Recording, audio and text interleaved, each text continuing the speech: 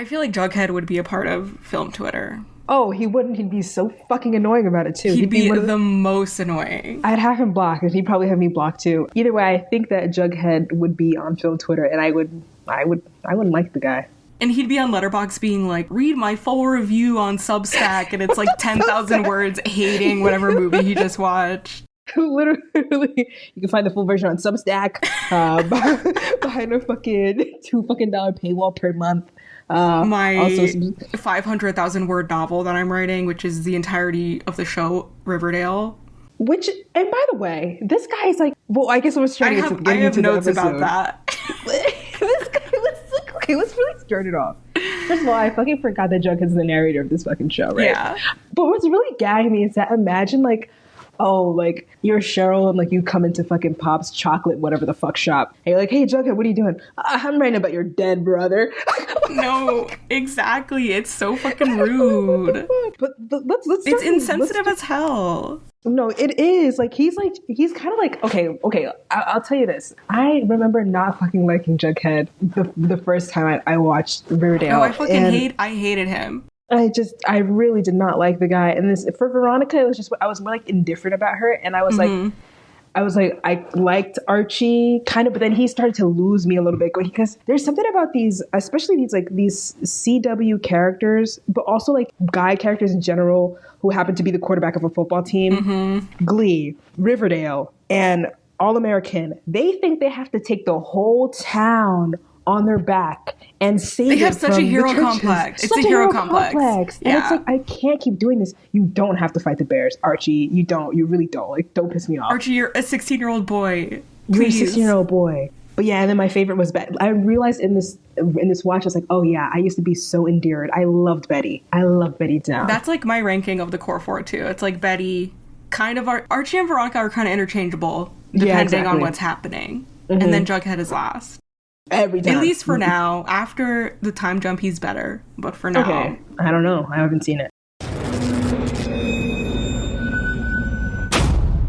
Hello, welcome to River Deep, where we get deep into Riverdale. I'm Emily. And I'm Abby. I'm Emily's co-host for this episode and for every episode after this.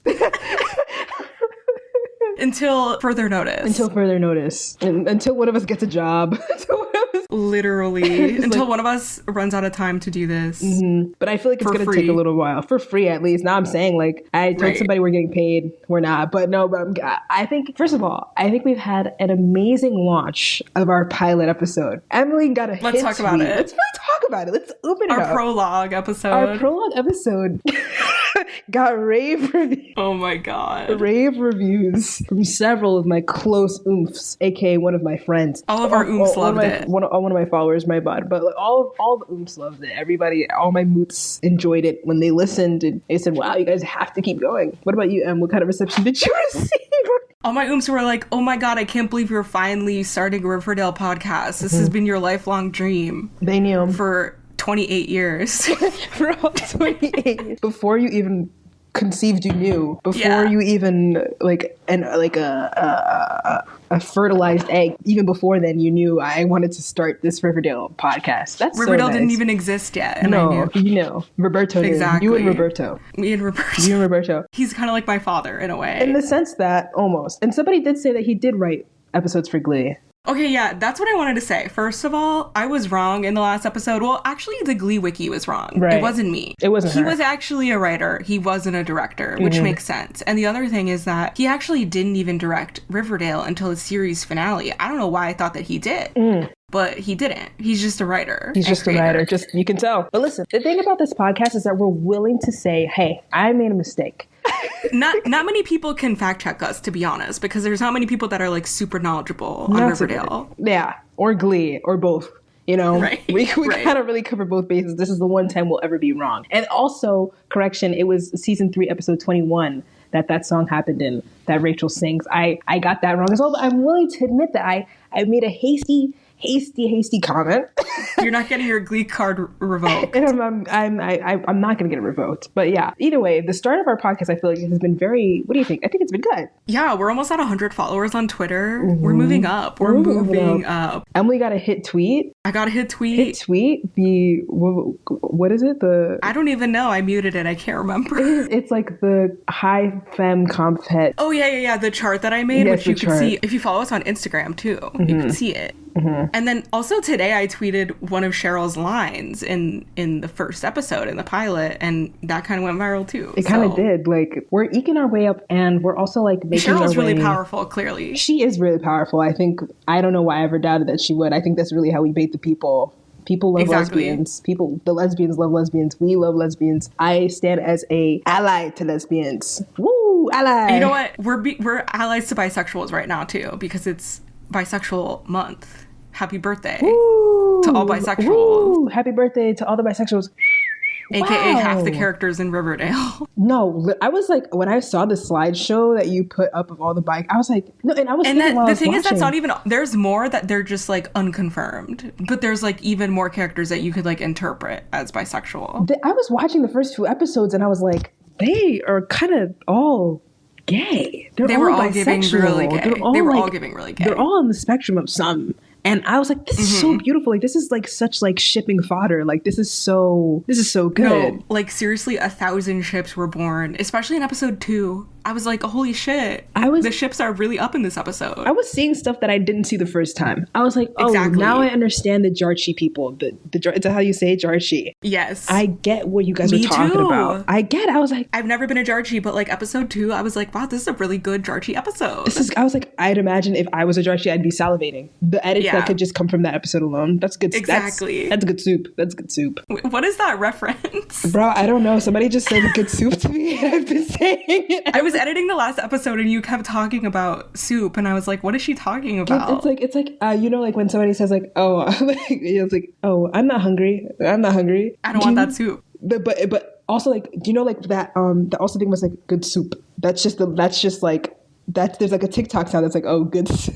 No, I wouldn't know. I'm not very well versed in TikTok. Well, but that makes sense. Yeah, it's like good soup, and it's like somebody eating good soup, and it's like, oh, that's good soup. Good soup. That's funny.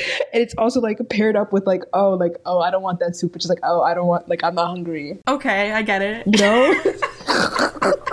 Like, I don't want that soup. Fucking whatever. Either way, it's good soup. This episode, the first 2, okay.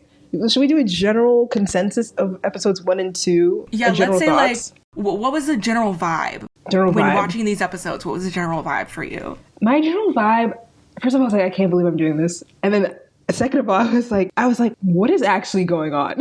You were like, I can't believe I'm watching this show. So much happened in the first episode. I was like, how was this ever greenlit? Because I was like, insane. First of all, and we're not going to get too much into it right now, but like the Barchie and Grundy of it all happening 10 minutes. I thought that was like at least episode 4. No, they jump right into that insanity. Oh, it ends in episode 4. That's what you remember. Like it's literally, I was literally like, how did we, who like read the script was like, yeah, like let's fucking go. But this is also had like I guess this is also at the time like Pretty Little Liars like also had that relationship with the teenagers and like the teacher, like the teacher student type whatever with I don't fucking know the characters, and like Arya and Ezra. And I was like, huh? But listen, I think my main thought about these first 2 episodes, to keep it brief so we don't have to talk about it too much, was that they really they start off each episode, I feel like really compelling, like, oh, this mystery. And then in the middle, they just start doing some it's not even necessarily wacky, but it's just like, oh, what? Like, why is Cheryl speaking just, like that? Nonsense teen drama. Yeah, nonsense teen drama. And then at the end, it's like, oh, you thought we forgot about Jason's fucking dead? Well, there's more mystery. And it pulls you back in. And then it's like, oh, shit, now I have to watch the next episode because they just left me with something like, I saw a TikTok earlier today that was like, an album needs to have a perfect closer this day and age because of streaming, you know? Yes. To make somebody want to listen again, they have to have a good closer. It's true. That's how I felt when watching these episodes. They could have really lost it. But at the end, they really grabbed me back. I'm like, shit, I forgot Jason got fucking shot in the head. I forgot he got killed a week later than July 4th. Yep. They arrested Cheryl. What the fuck? Now I have to go to episode 3. They kept gagging. Right. I was like, okay, I'm gagged. So I have to continue. And so I have to give them that. Like, they really had me on lock a little bit. Like, I was like, okay. Like, sometimes I feel like, was it really the phenomenon that it was? But it's like, it was. Because it's so good at, like, drawing you in and being like, oh, you thought it was over? You know that Justin Bieber clip where he's like, you thought it was over? feels like. That's what this show is. That's what the show is. But yeah, that's how I feel about it. But it was fun. It was a fun watch. Even I was like, listen, I'm kind of a certified season 1 hater, as I said in our first episode. Right. I was having a lot of fun. I was like really enjoying myself. I think it's really fun to watch it, like knowing everything that happens with the whole show and knowing the characters. I don't know. I was pretty gagged. Abby sent me a voice message like when she was watching, and she was like, the people on the show speak like what are they ever talking about? Like they literally all speak like so in such an unrealistic way. It sounds like they're like aliens who like learned how to speak. They like observed humans in a lab. They abducted them from Earth and observed them in a lab, and now are like cosplaying as them on Earth. And like only like learned from TV shows and movies, and that's the references that they make. Like nobody actually speaks like this, it's like insane. It's like its own language. You said it's like Cheryl's lines seem like they're from a random generator. Literally, she sounds like she's like using a random word generator and just like putting them into a sentence. I literally had to turn I don't usually watch with subtitles because sometimes like they're ahead and it like spoils me, and then I get distracted like reading the subtitles. I had to put the subtitles on when Cheryl was speaking because I was like, I have no idea what she's saying. I've never heard this word in my life.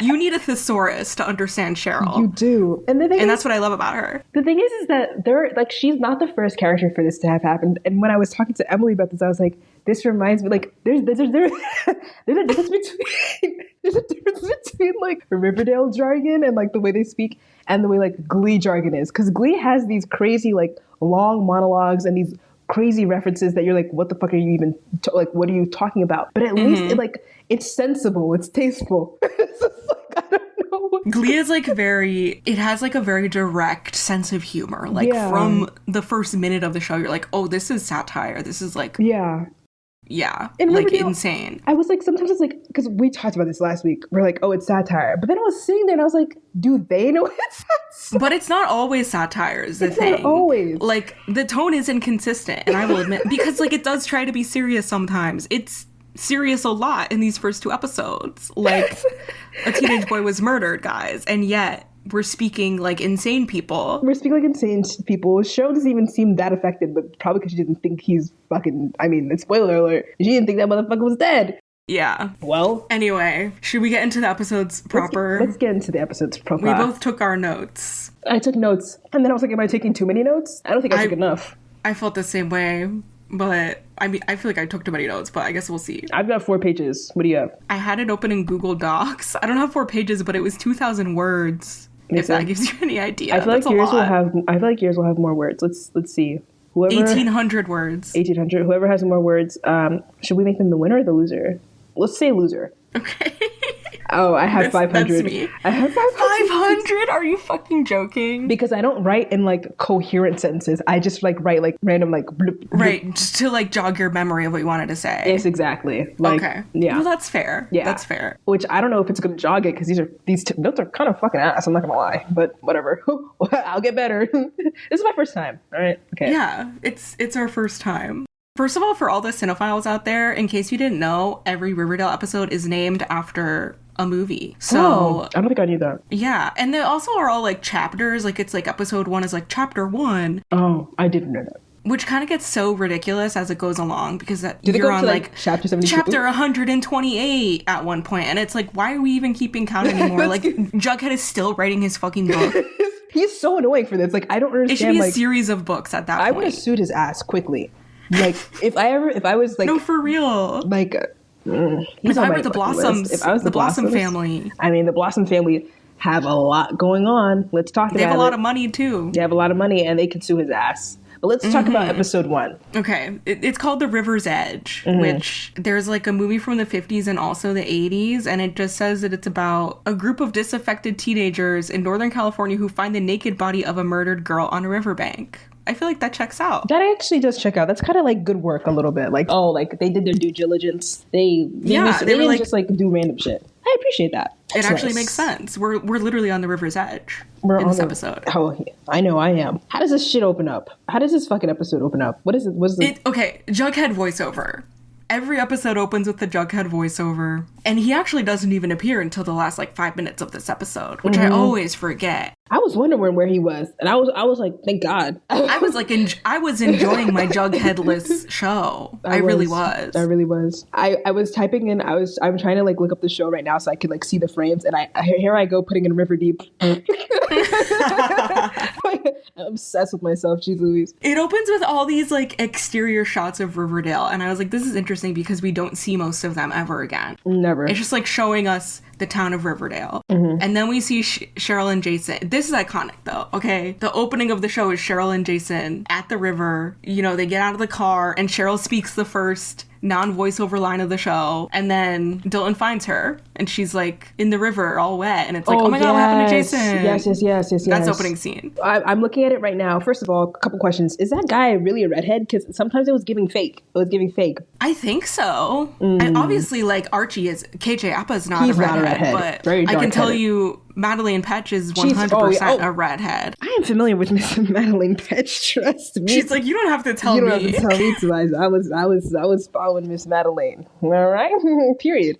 First of all, I'll be honest with you. One of the undercurrents... He seems like he's a natural redhead to me, but I think he might be. Know. It was just the second episode. I was like, is he? Well, I don't want to offend any redheads, but I was like, I wonder if they put any makeup on him to make him a little paler, because he seems a little paler than what I think his natural skin tone is. I feel like that's the vibe they go for, though. That's like Cheryl and Jason look a very specific. They're like very like gothic looking. Emily, I need that's you to kind of be the vibe. So honest with me right now, right? I remember the first time I watched this fucking show. Are you going to talk about incest? Yeah. Ugh. Emily, we're broaching this already. The first time I watched this show, and again this time, I was like, what is going on?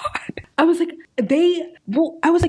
do these twins fucking like each other? What's fucking going on? Genuinely. And I was like, okay, this time coming around, like when I watch it, like I won't feel that way because I know. But no, I genuinely was like, why are they looking at each other? Why are they? You know what it is? It's the shots. It's the way they're shooting this thing. And you know, I believe in having a soulmate that's not romantic. I do believe that that's possible. You can have a soulmate that's not romantic. For sure. I mean, especially if you're twins. Twins are really close. Yeah, no shade to twins. They're really close. It can get a little weird. If you're the wrong brand, it can get a little weird. And I was wrong brand of twin, you get really weird.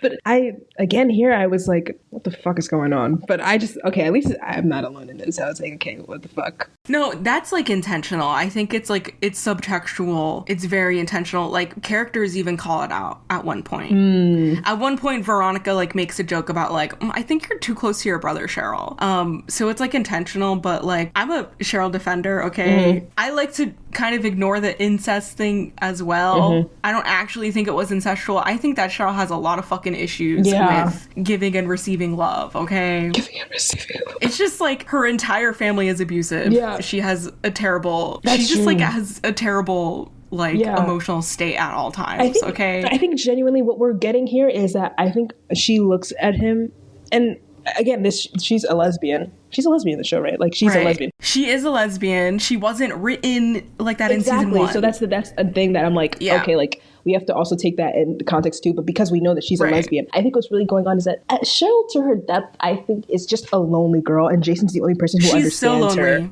Exactly. And because of that, she admires him, and like he's like, see, I don't fucking know a lot about Jason. He's dead. But he seems like somebody who's confident and liked and like her safe place. So I could understand why she's looking at like her brother like that. Like it's not anything incestual. They just made like, I don't think they fucking knew what they were doing in season. I feel like they tried to do something, but then like it was like, okay, but like season 2, like she's you know? They were trying to do like some sort of commentary. Yeah, like oh, isn't it so weird that they're so close? Like shit's going down in Riverdale, and it's not just murders. We have a teacher hooking up with a student, and we have a weird twin sex. Yeah, like okay, all right, like whatever. And Kevin's hugging up with people in the woods. Yeah, right. Kevin was weird as fuck. Okay, Kevin and Cheryl were like insane. They had insane lines in these episodes. I was like, this is crazy. This is, and even I'll say it, Veronica had some lines too. First of all, Veronica as well, insane. She's wearing pearls to class. I'm like, what's actually going on? That's her signature thing.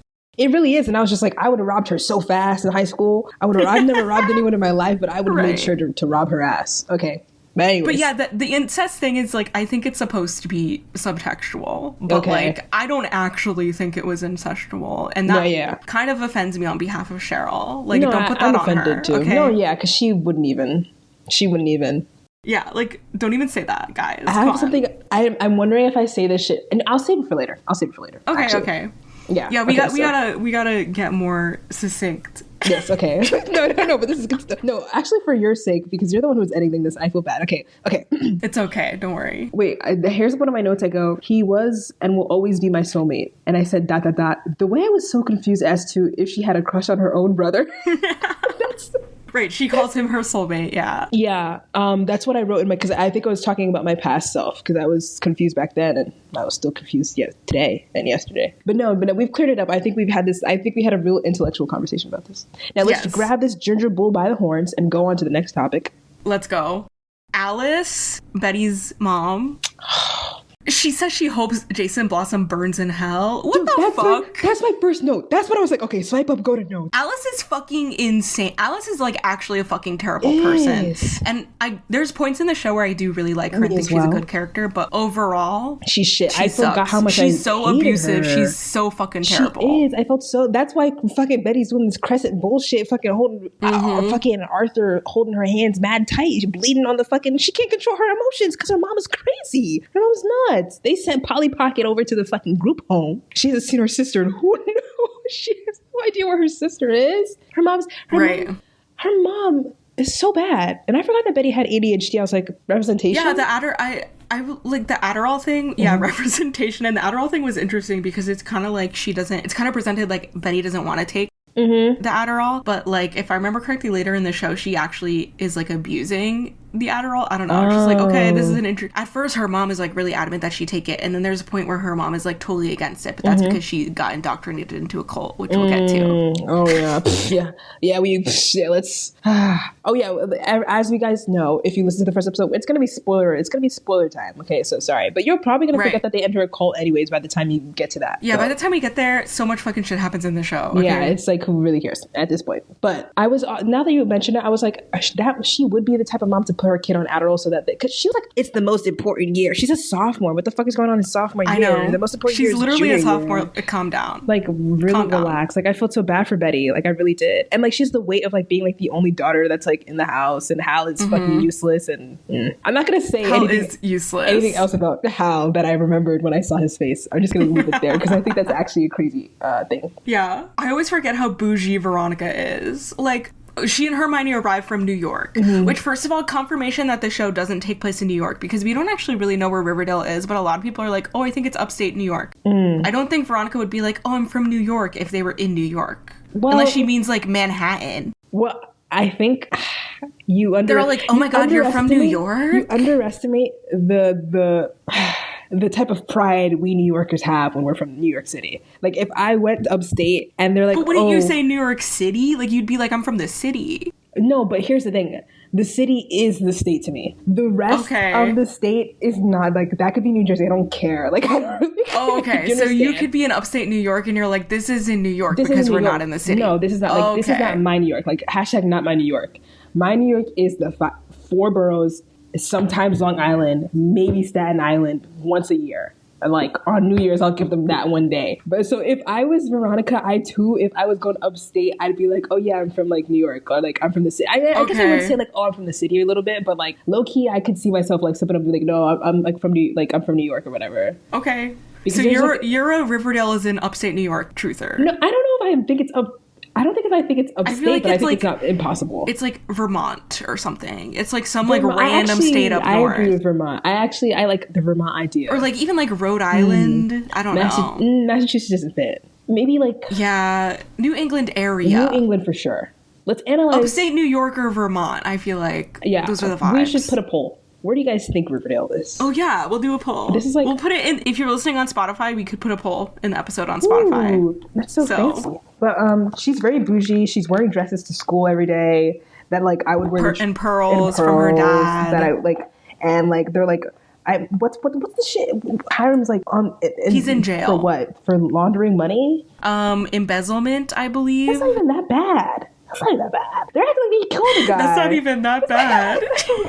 They're like putting like mean comments on fucking Veronica's I don't know, MySpace, whatever the fuck she has, like being bullied. Like I don't know if her MySpace. This is 2017. It's like Facebook. Her Instagram, her Twitter, and I'm like, imagine. Right. And also the concept, I forgot that Veronica used to be like was an ex mean girl, and then like she got bullied. Right. That was so interesting. I was like, I don't know if I believe that she's like a reformed mean girl. I don't know if I'm believing. It doesn't really give those vibes. No, it's like I was worse than Cheryl. I was like, were you though? I was like, you fucking liar. Like, is Cheryl even that bad though? I'm sorry. Is Cheryl that bad? I'm a huge Cheryl defender. No, because low-key, she was like, okay, so here's the thing, right? Low-key, she did a little too much on my girl Betty. But oh yeah, she was really out of line with Betty. Here's the thing, right? For sure. Here's the thing. Mm-hmm. One of my notes. Her brother just died. Not one of my notes. One of my notes was, you're gonna laugh so hard. Oh my god. Why do Betty and Cheryl have tension? Cheryl definitely had a crush on her. I'm not laughing because I literally feel the same exact way. Their scene in episode 2 was so homoerotic for no reason, bro. So homoerotic, and I was literally like, I shipped them. And I was like, it's okay. They don't know they're related yet. They don't know they're related. And I was literally like, here's one of my notes. You know, we as the audience don't know yet either, technically. I literally was like, I knew I was onto something. Cheryl wants Betty so bad, I don't know. And then in my head I go, wait, they're related. Fuck. You have to remind yourself because that scene is so homoerotic. That was literally the first. That was like, because in my head, like, yeah, I know that the reason why they don't want the fucking Polly Pocket and Jason to fucking get together is because like they're fucking related, but they don't want to fucking tell them because family secrets or whatever. But I'm not thinking about it in regards to fucking Cheryl and fucking Betty. So when I see them having that back and forth, oh my god, she calls her, what does she call her? A dumb cow. Oh my god, like we get like little like enemies to lovers, rivals to lovers, something. There was a lot going on with them. Like they had a lot of juicy stuff going on in their dynamic. I understand. The thing about Betty that I didn't realize before is that she has like tension with like, everybody. It's Lily Reinhart. Girl, she has chemistry with a fucking brick wall. I swear to God. She literally has chemistry with everyone. She's so good. She's good. She's the best actress on the show. And I'll say it again. Madeleine is the second. But so like whenever they have scenes together, I'm just saying they eat. No, yeah, you're onto something. They really. And the thing about Cheryl too is that like she is like, I think Madeleine is a good actor because when the times where she's actually being genuine and not playing up the character of like who Cheryl's supposed to be, it does come off as genuine. Like okay, like oh yeah, like because you can. It's like you can tell an actor is acting. I feel like she purposely made it like, oh, I'm Cheryl who's acting as somebody who's not Cheryl. But then when Cheryl is Cheryl herself is an actress. She's putting on exactly. So. And I was like, oh, you're eating. Like I feel like, and I was like, oh yeah, I do feel bad for Cheryl. Her mother did just die.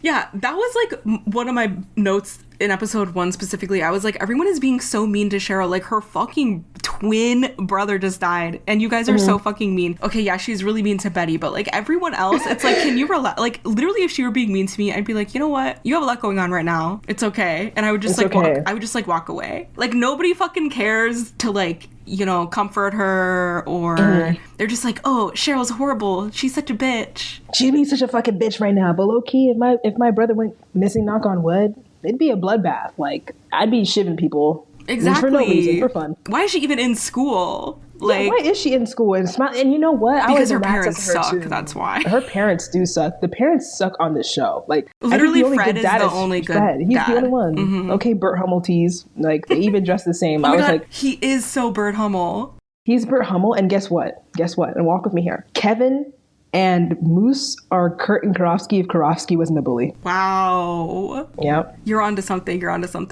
Yeah. I don't think Kevin is as good of a character as Kurt is, though. Oh, man, of course not. Sometimes Kevin, and here, quote, is being the gay best friend still a thing? She ate him up. She ate that up. I was like, that would be a Santana line, low key. She clocked him. She clocked him for real. There's a lot of clocking and gagging.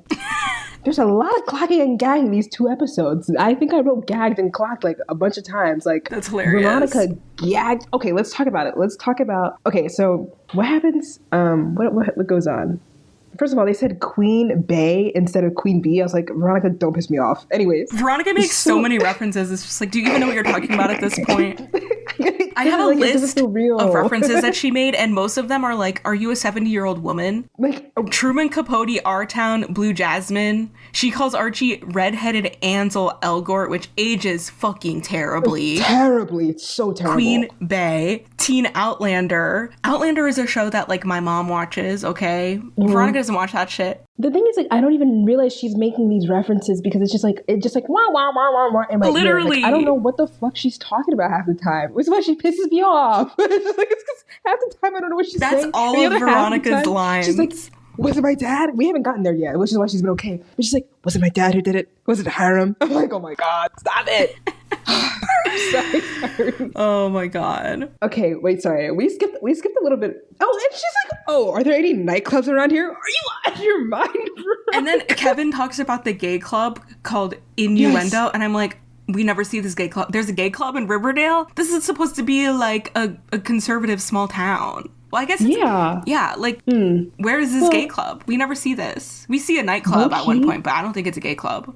I don't think it's a gay club. And you know what? I was watching this and I was like, why is Riverdale woke? Like, this is kind of... It really is. We were like everybody's gay, LGBTQIA, and like nobody gives a fuck, really. Yeah, I mean, like, seriously. obviously, like, Reggie's being like a dickhead about it, but it's like, look, it's like, oh, like, it's not like, you know, Kevin's like, oh, you know what I'm saying? But Reggie is like the villain character. Yeah, and like exactly. When Hiram's introduced, it's like he's kind of like Trump, to be honest. I'm gonna be honest. Hiram mirrors Trump, okay? Yeah, and he's like the villain, so it's like everybody's against him. Nobody likes this. Exactly. But I was watching, I was like, wow, like, I feel like I don't know if anything like this would come out today. I have to give Riverdale a tool props. Like, I gotta give them their 7s for this. It really is woke. We need more of this. We need more of this for real. In 2025. But back to the references, yes. Veronica says, what's a chocolate shop and why does it sell burgers? And I was like, that's a great question. Like, why is it called Pop's Chocolate Shop? Spelled CHOCKLIT. And that's not even how you spell chocolate, mind you. Right. So it's not chocolate. What does it mean? What are the inner workings of this name? What does it mean? Pop Tates. And you go to Pop Tates, or whatever the fuck he says. Well, don't piss me off. Okay, I just have a note that says, is it normal to just wear a bra when hanging out with your friends in your room? Like, listen, maybe it's because I'm gay, but I did not do that when I was a teenager. Betty and Kevin. I didn't, but that was more about me and less about... I think I would have. Yeah, I feel like that was about me as well. I would not be doing that. But, like, did you like in gym when like you change in front of everybody? Like everybody was like, no, I went to the showers or the stalls to change. We had like a big locker room and like everybody would just like change. Like, was I in the corner a little bit, like back turn? Yeah, but like but also I was like on the sub team. Like when you get around like the sports people, like nobody really gives a shit like sports and like dance, like cheer and stuff like that. So my friends would be. For context, I did go to an all-girls school, too. So things are a little... yeah, that's a good point. Things are heightened. Like, the cuddles are on 10. Right. Everything's on 10. You know, it's really... Yeah. But I think I don't think it's that crazy. I'm gonna say... I was like... I thought it was interesting that Betty was just like hanging out with her gay best friend in her bra. I don't know. Especially because Kevin is a guy. Like, yeah, he's gay, but he's still a guy. I just feel like that's kind of odd. I think but, no judgment. They're playing into do that. No, hey, if you wear a bra on for your gay best friend, that's fine. We just have not worn bras in front of our gay best friends. Right. Yeah. We haven't. I haven't. I turn my back. I turn my back to them. Like, I don't know, whatever. Kevin is really a stereotype, which is why I'm like, Cheryl clocked when she called him out on it. Which makes it like, okay, so now he's not a stereotype anymore because we called it out. In the sense, does that make sense? Right. Like, okay, like we're acknowledging it. No, but it's also coming from the character that's supposed to be mean. So it's like, oh, Cheryl's just being mean.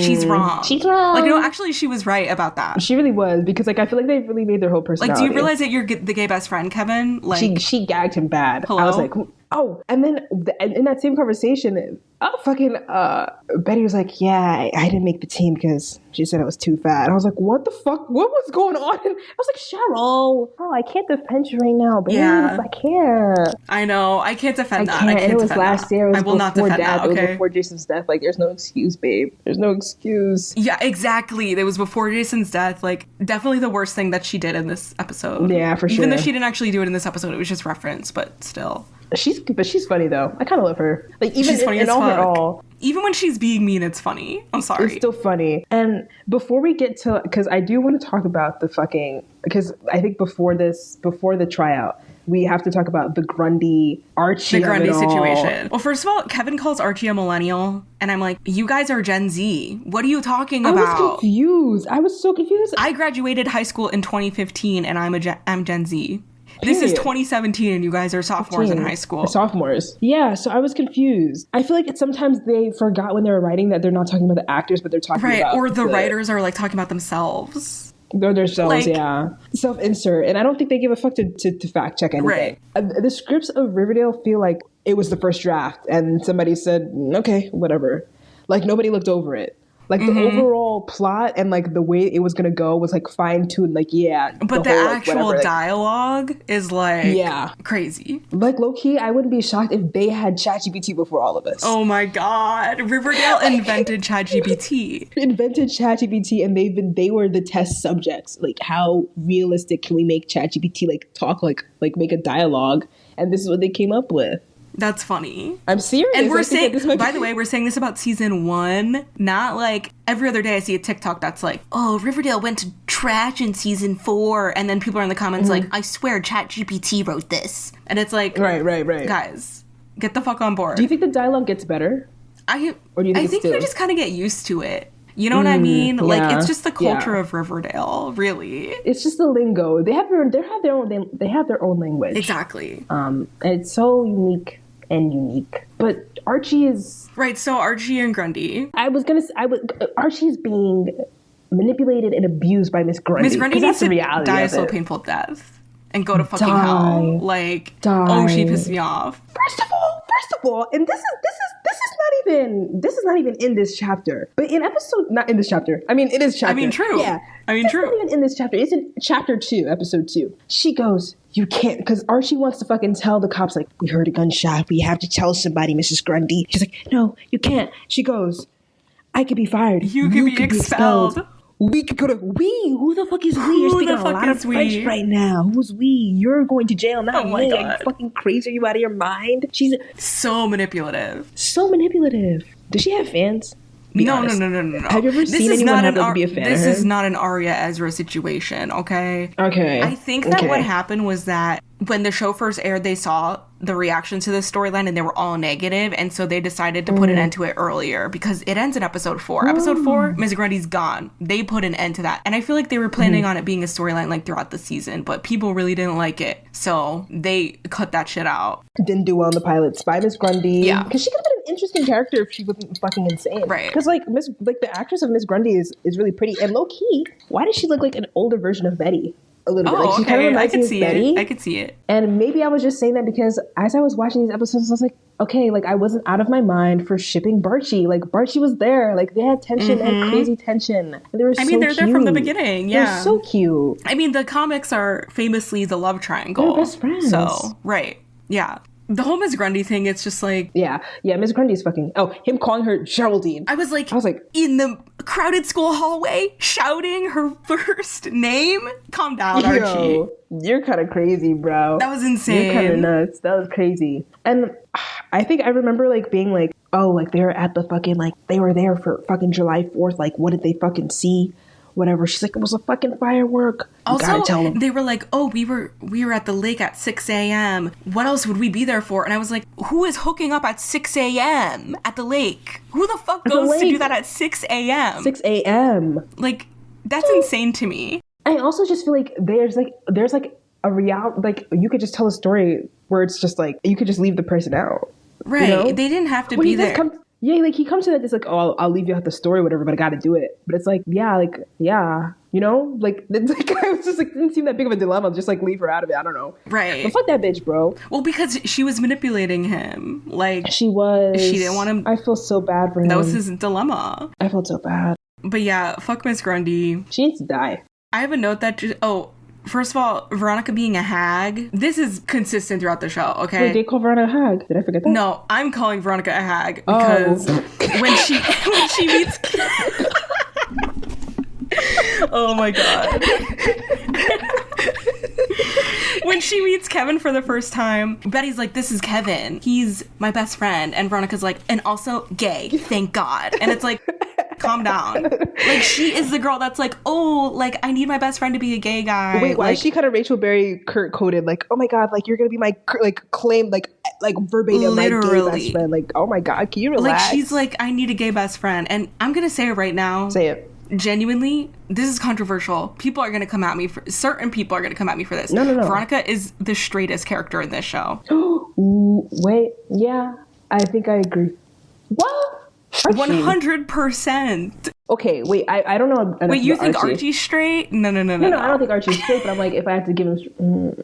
Well, like, Archie's straight, but like, he has tension with some male characters. He does have some tension with. He has some tension with Jughead. I'll be the first one to say it. He kisses multiple men in the show. He does. Yes. Oh, we're gonna go. That's so just beautiful. wait and see. Exactly. I was trying to Google. Well, we'll talk about it now. But when Veronica and Betty try out for the team. And then I was trying to find like a picture, and then I come to find out these bitches kissed multiple times. I was like, don't Google that. I didn't think that they You're were gonna kissing get spoiled multiple times. Anyways, yes, that's in the last season. That is in season 7. Why do you think Veronica's the straightest character? It just, first of all, the way that she interacts with Kevin. Like, why the fuck are you viewing gay guys like that? That's true. Only a straight girl would do that. That's okay, kind of that's tea. And she is so like, I don't know. She just like doesn't have any sort of like genuine connections with any of the female characters in the show. Like, in my opinion, like she usually, it's really funny because Veronica always says these buzzwords. Like, I think at one point in the show she talks about like, oh, like at the risk of us failing the Bechdel test, like when she's talking to Betty about boy. Do you know what the Bechdel test is? No, I don't. It's like, it's basically like this test. Is it the am I gay test? Be honest. No, it's like when you're watching when you're watching a piece of media and two female characters interact and they're talking about something that isn't a man, because that's rare that is the case. And so Veronica like calls that out, but it's like literally you're always talking about boys. Right. All of your scenes are with like, I don't know. It's just like all of her scenes are about Hiram or Archie or Reggie or like her businesses. And I just like don't feel like any genuine, I don't know. Her She underground just, like, speakeasy. She rings as like so fucking straight to me. I don't know. Hey, I'm gonna say I'm with you. Come at me. And I know people, we're gonna talk about this more when we talk about their kiss, but like I know people are gonna be commenting on this, being like, Emily, what about Beronica? What about Betty and Veronica? Okay? Yeah, what about Beronica? Do you not ship Beronica? You tweeted about Beronica just today. Oh, did I? I tweeted about them. I didn't say my opinion on them, though, did I? Oh, that's true.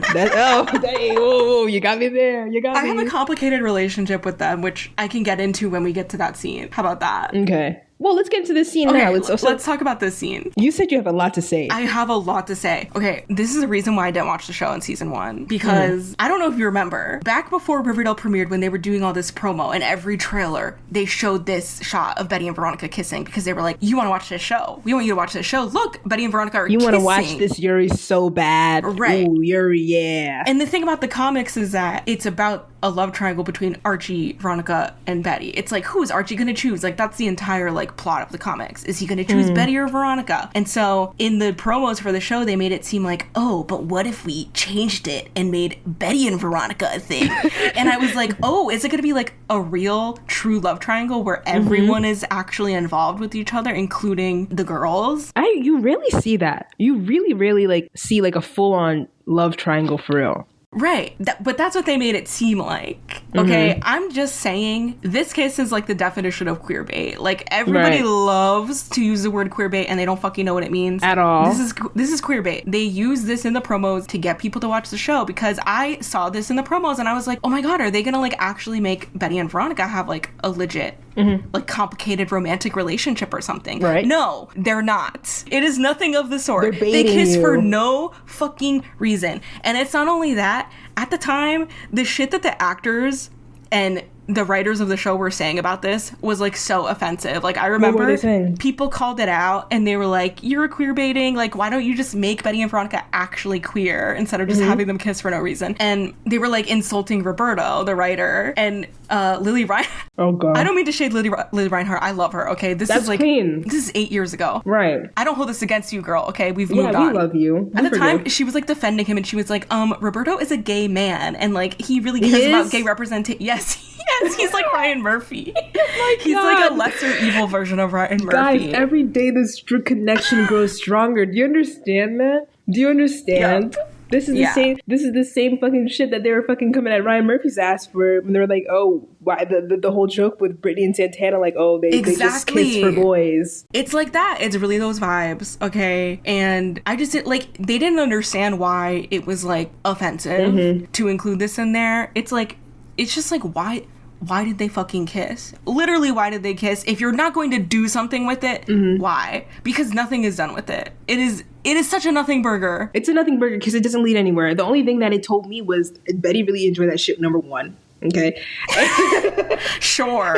She just seemed really surprised Betty, to me. She listen. Maybe it's me reading. And Veronica was unphased. More proof that she's straight. Yeah, Veronica. Yeah, the more that I think about it, the more that I'm like, I think I agree with you. I think Veronica might be the straight character. And also, what queer person is gonna be like, you know what'll really get them gagged at this cheerleading audition? I'm gonna kiss my best friend who you just met last week. Not even like gay girls don't think about that shit. Like, you're onto something big. Like, come on, you're onto something big. I'm just saying. And listen, this is no shade to Veronica. No shade. I love Veronica. Okay, I mean, I have a complicated relationship with her. My thing with her, I don't have a problem with the character herself. It's more the way that they write her. Her storylines are just really repetitive to me. But that has nothing to do with her. Yeah. Okay. I think it's just because I don't understand what she's saying half the time. Right.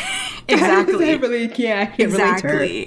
So that's my beef with this. I hate that's why I didn't watch the show, because I was like, they fucking queer baited me. I don't want to watch this shit if Betty and Veronica aren't actually going to be gay and they're just putting this kiss in the episode for no reason. And then, you know, fast forward like a year later and I found out that Cheryl is apparently gay and I'm like, wait, let me tune in. Now we got the gay bitches, so let's actually like sit down and lock in. It took them long enough. It took them long enough. But I think, what did I think about that kiss when I first? I think it was gagged. I think it was just like, whoa. Yeah, that was the goal. They wanted you to be gagged. They did gag me. And I think by the time I was watching, my brain wasn't developed enough to realize why that was problematic. No, of course. Yeah. It was 2017.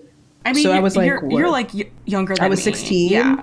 So I was 16 and I was just a girl. You were just a girl. It's understandable. I wasn't thinking about the highs and lows of football and what it could all possibly fucking mean. I wasn't thinking about that. Right, I was just like, oh my god, two girls kissing on my screen. Score.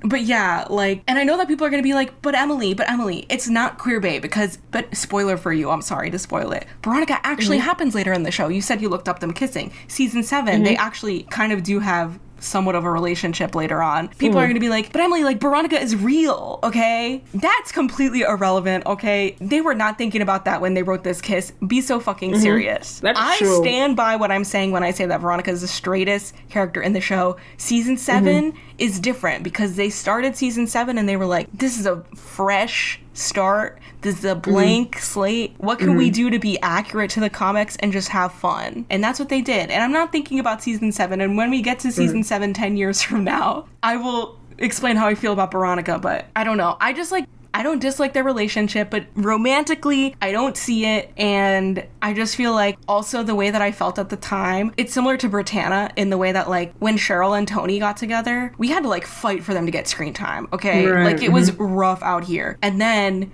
people would be like talking about Beronica and I was like, shut the fuck up about Beronica. What about Cheryl and Tony? They got no screen time. Tony doesn't even have a fucking storyline. Okay, Jodie is right there. Yeah, so that's kind of how I felt about them at the time. You know, maybe I'll feel differently. I also feel like the show does this thing where it constantly like tells us that they're best friends without actually showing us like why they're best friends. Like, I don't believe that they're best friends. You just keep telling me that. But we'll see. It's kind of how I felt about like Archie and Betty, where they could be like, you're my best friend. And I was like, are you guys? I don't remember anything like... Archie and Jughead too. Yeah, it's like, I'm like, what the fuck? Like, I don't believe it though. Like, I don't believe... And even like as the show, like, I know they're all friends, but are they best friends really?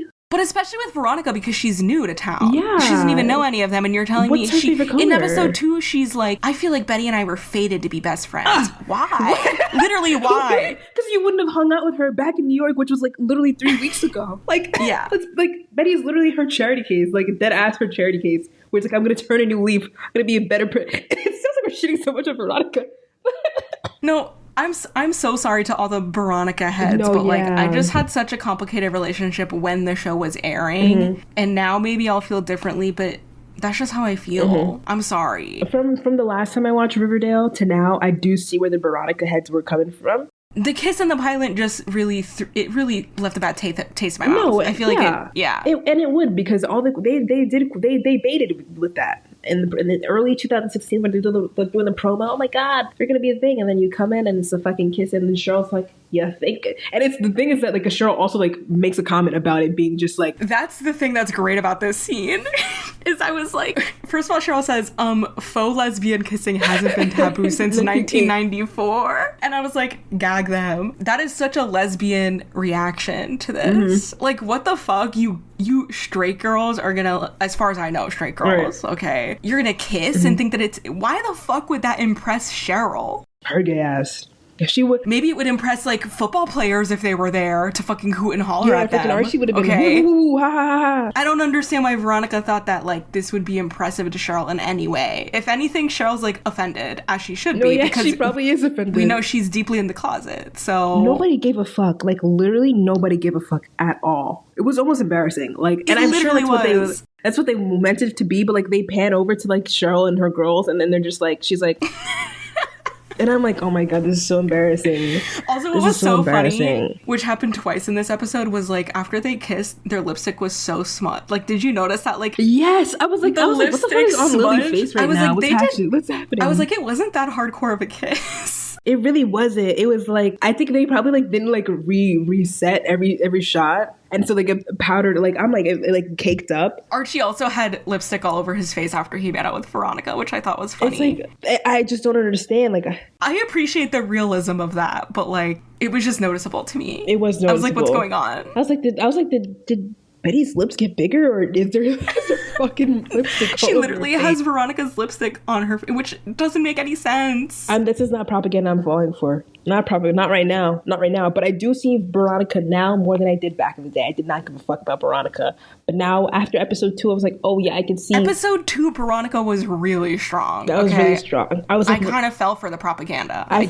was like, Veronica, like I have to give you your 7s. Like you're really making it up, because first of all, I mean, skipping ahead, but the 7 minutes and having Cheryl, girl. Oh my god, this is why I really think she had a crush on Betty, because you're really antagonizing this girl for what? For what? Why are you? Well, because of Jason. She doesn't like the Cooper family because of that. I forgot about She doesn't that. like Betty's sister. She thinks that Polly had something to do with it. Okay, but that's less fun than her having a crush on Betty. I agree, but we've already talked about incest on this By the way, not that I'm defending it, but Cheryl and Betty are like very loosely related. They're like third cousin twice removed or some shit like that, okay? Not that means that I ship them. I don't. I ship them as a friendship. I love them. That's like one of my favorite relationships in the show, if only they got more scenes together. But anyway. I had to be like, yo, why, like, I literally had to shut it down. As soon as I said, oh, they're related, I had to shut it down so fast. And I was like, yeah. I feel like Cheryl genuinely just has this like really buried deep down tension with like every female character she interacts with, because it's just like her suppressed lesbianism. She just wants to kiss the girls. Yeah. And she doesn't even know that she wants to. It's just because she fucking is so repressed that it just like comes out. It just comes out. I know exactly who she should have ended up with if it wasn't for Tony. There's like a little scene with her and Josie. She's hugging her mad tight, bro. She's hugging her tight AF after that performance. I clocked that. I was like, Cheryl and Josie, again, she's gay as fuck towards Josie. Gay. And I was like, that's so beautiful. I won't spoil the show for you, but their relationship is more prominent later on. Because doesn't fucking Josie like goes, doesn't she get her own show and shit? And like, did it flop? They wanted her to have her own show. It didn't happen. There was like a little setup for Josie and the Pussycat show, and it didn't happen. But then there was also that show, Katie Keene. Yeah. I think she was in that. That wasn't her show, but I think she was in it. Yeah. Okay, I thought it was her John, but it was Lucy Hale was like the main character. Was it even in Riverdale, or what was it? It was in the Riverdale universe, yeah. Like, she played Josie. It was the same character. But it wasn't her own show. Yeah. Noted. Katie Keene is actually in an episode of Riverdale later on. And the way I'm going to forget that she's in this fucking episode, and in episode 2. It's fine. They'll remind you many times. Just one thing, a little off topic, but I need to say it in defense of my man. First of all, wait, we didn't talk about fucking Veronica's mom going to go to fucking, or Hermione going to Archie's dad being like, oh, I need a job. Are you out of your fucking mind, you crazy goose? First of all, I forgot that they were hunching and fucking back in the day. I was like, damn, all the parents have this like history. Oh, it's like, such an intense history, and then they all have a kid in the same grade, which is like kind of crazy. It's insane, and like, you guys are all still in this town. It's still in this town. You guys all graduated the same year. Like, this is very weird. This is very. You had kids at the exact same time. You guys are obsessed with each other, but whatever. I think what's so interesting, right? So she comes home and there's a big black bag of money. Because Hiram is handling business. He's going to take care of his girls. He's going to make sure they're fed and have money. You know what I'm saying? Like, sure, maybe that's his embezzled money that he put in the Cayman Islands. But he still sent it for the girls. You know what I'm saying? She's over here working at the chocolate shop. Girl, you don't have to work because Hiram's taking care of you. She doesn't want that dirty money. Man, take the money. What is she going to do? Burn it? Like, well, let's be realistic here. Go spend it on something. Go get yourself something nice. You know, come on. Like I can't. The way I was watching the episode, I was like, yup. Like, what a man. Hiram isn't even in the show yet. He's not even in the, but I was like, oh, he's so, like, I was like, oh, he's such a man. Yeah. Anyways. Oh my God. I feel so male-centered right now. It's disgusting. You know what? It's okay. It's bisexual visibility month. Exactly. I'm allowed. You're allowed. Yeah. Exactly. Yeah. Hiram's my man. Let women love men. Am I right? Let women love men. Yeah. Yeah, I'm loud. Yeah. What were you gonna say? I think Veronica also says post James Franco world or something. Yes. I have no idea what that means. No fucking idea what that means. She literally just says shit. Do you even know what you're talking about? I have a note that says Archie has a sticker in his locker that just says cheerleaders in plain black text. Just cheerleaders. Cheerleaders. Okay. Cheerleaders. Sure. Who cares? Cheerleaders. Some other lines that are just, I think this is the okay, right. So they have a dance. They're going to the dance, the pep rally dance. So much happened in this episode. It's the first day of school. We have a new student. We have a dance. We have a murder mystery. Betty and Archie Betty likes Archie, but Archie got Veronica and Archie kiss. Archie wants to do music, and he's lying about it and doing. Archie and Miss Grunt, like so much is fucking happening. Like a lot happens, and it's like a lot to cover. We might need to reconsider the two episodes. I thought that during episode 1, and then I was like, no, but then we would have to do the finale. Like, we need to do the finale alone. Yeah, the finale has to be alone for sure. But these episodes are so fucking packed. I feel like they're so okay. They really are. Here they are. It's gonna get less like that as we get more into the season. Okay. But yeah. I think they just have to do a lot to like cover or whatever. But she goes, well, so now they're at the dance that they both asked Archie out because Betty freaked out. Veronica was like, you need to ask Archie, and she was like, okay, do you want to come with me and Veronica? I'm like, girl, can you stand up? Oh my God, you're pissing me off. And then Archie had the audacity to be like, actually no, I'm not really feeling a dance right now. I'm so busy now. Archie, you're a teenage boy. What do you mean? Like what? I guess you could read this as like it's because he's being groomed and manipulated by an adult woman.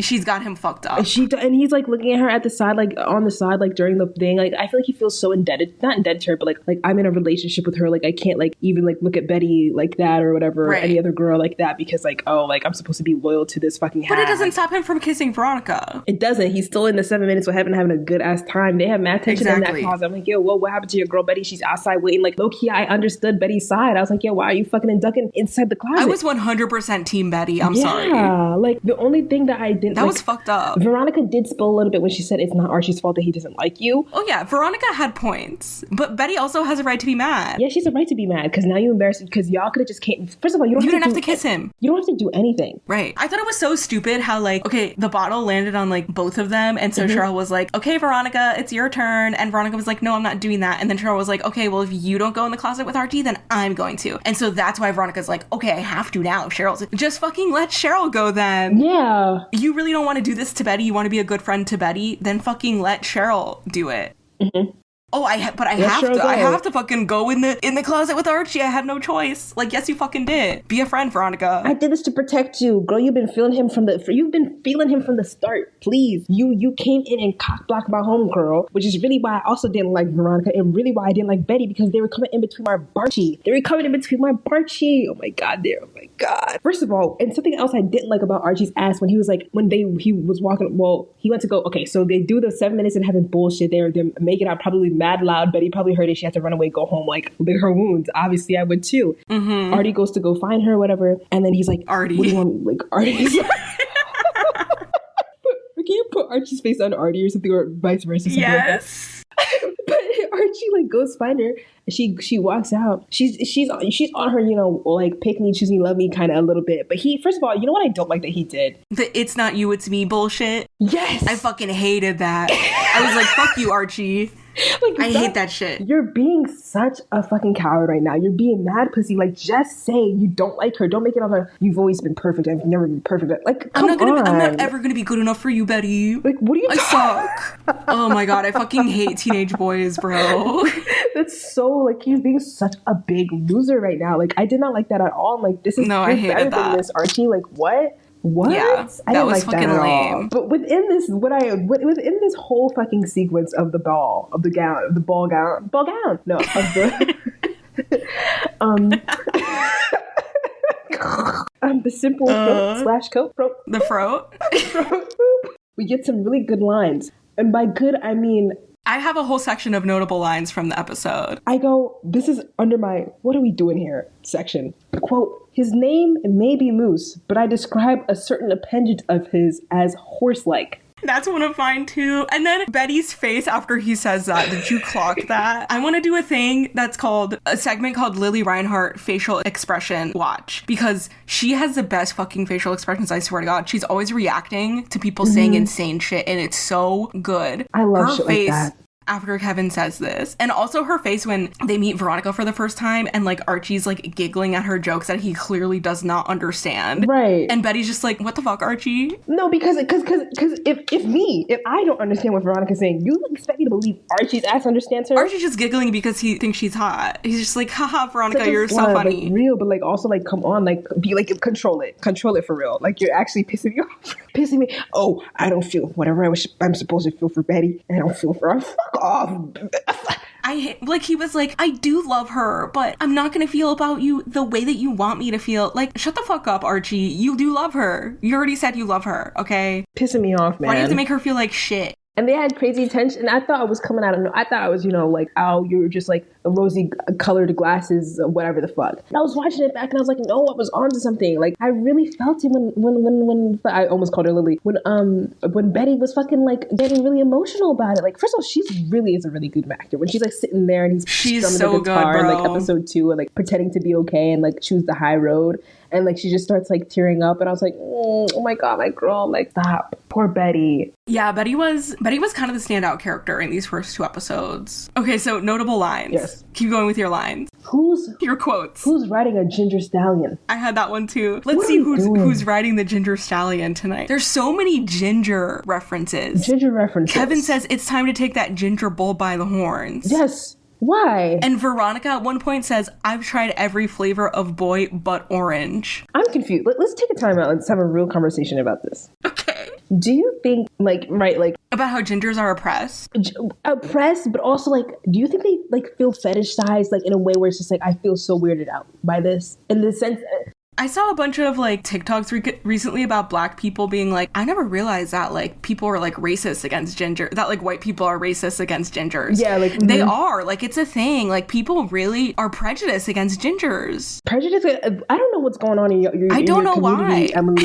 You need to talk to your people because y'all be crazy as fuck. Yo, bro, because I remember I don't know why. School, I think because it's like it's rare. Like it's rare to be ginger, and people just want to like treat people who are differently. Like, I don't know. I really don't know. With white people, I was like, I really got to understand the ins and outs of how we all just are kind of fucking crazy. I mean, everybody knows, but just like, it's just like, I remember like just talking about like having to explain to other people who aren't white how serious y'all take the brunette versus blonde bullshit. Like, it's that serious. It's like, so dumb. It's so dumb. It's literally like, oh, I want to be blonde so bad. Well, that's the thing. Blonde so bad. With Archie comics, it's like Betty is blonde, Veronica's brunette, and Cheryl is a redhead. It's like every, person on the spectrum, every woman on the spectrum. Ooh, you got the blonde, the brunette, and the redhead. Like, okay. Like, okay, like, there's whatever. also like kind of a stereotype that gingers are like, listen, I don't believe this. Madeleine Petsch is literally one of the most beautiful people I've seen in my life. That they're like ugly. Like people That's think that really gingers are like insane. ugly and they're like so pale and they have freckles, and it's like they have freckles. Like people will be like, name one attractive ginger person. I can name a lot. I can actually name several. Several. The fake and real gingers on the show. Except for the parents, maybe. The dad, not so much. But the mom, fine shit. Like, come on, like, let's talk about it. Like, yeah, exactly. But like, it seems like they really like mentioned like the ginger shit. So I like wonder like in the sense that like they're like white people are fucking crazy to gingers. They're just weird about gingers. They're just weird, but also like in the like. Are gingers like gingers out there? Do you guys also feel offended when the fetishization also comes? Like, what do you guys feel about? Is that like a thing for you guys? Like, I'm sure they do. Gingers speak out. We want to hear you. Speak out. Like, I'm ready for it because here's the thing. Like, we don't know about these interpersonal white people beef. We didn't know y'all were getting bullied. Well, I did because I saw it face to face in front of my face. Leave the brunettes alone. Leave the redheads alone. Let them live. Let them live. No, for real. And like the dumb blonde stereotype. Like, okay. I went to school. You know, white people are so racist. I went to school with mostly Italian people. And this is how I knew white people. I love that. White people were really racist. We had a Greek kid come in 6th grade. And they were like, oh my God. I was like, what? And people used to treat Italians like that too. I'm like, what's going on? And it's like, I'm like, yo, white people are actually so funny. Like, and I'm like, y'all are fucking crazy. But it's really crazy. It's with Jewish so people funny. too. Like, this is just, it's nutty. Like, you guys are kind of fucking insane. It's actually bizarre, bro. And you guys are so confusing. And I'm just like, it's true. The amount of comments they made about the redheads of it all. I was like, this is wrong. It's like such a big deal to be a redhead. Like, Riverdale's so interesting. It's like the fact that the Blossom family are all redhead, it's like funny. It's very comical. It kind of reminds me of that stupid plotline in Glee with Emma's parents. How they're like ginger supremacists because people hate them. So they like were radicalized. We're ginger supremacists. Don't quote me on this. I'm not a scientist. Red hair is like I feel like I'm using ginger like it's a slur now. Like, let's just say redheads, guys. Red hair is a recessive gene. So it's not even common. Like, you can have red hair if you have like a blonde and a brunette parent. Like, your parents do not have to have red hair for you to have red hair. And so it's so crazy to me that like all of the Blossoms have red hair. Yeah. Like, you're just being funny. You're just being funny. But because I don't think that would actually be the case. If they were ginger supremacists to maximize the chances of their ginger slay, there is some incest going on in that family. So there's something going on. And they're like, let's keep it red. Yeah, let's keep it red. That's literally true, though. Like, they do believe that, like, Blossom blood is, like, really pure and they need to keep it that way. Yeah. Like, they have that belief. Only Maple and... It's actually Maple insane. and redheads. Maple and redheads. I was like... That's a lot of, and you know what? I gotta say, and I'll say this just to end off the redhead conversation. Redheads are really, and this is the crazy thing is I was talking to one of my friends. We went to school together. She's Black as well, and we were talking about how racist the white people were, even to other white people. And then we're talking about how they used to come for the redheads, like the very few that we had, but they were like the baddest bitches. The baddest bitches of the like redheads are literally the baddest bitches I've ever known. Hair, like, always luscious. Fucking gorgeous hair, by the way. Like, you wish you could have that hair. Like, luscious AF, like so nice, so vibrant. No, like, it's just like really pretty. And like, you're never gonna see me clown a redhead ever. I love a redhead. Yeah, me too. Speak on it. And are cherry blondes redheads? You know, like, there's like, okay. Like strawberry blonde? Like, even Slater.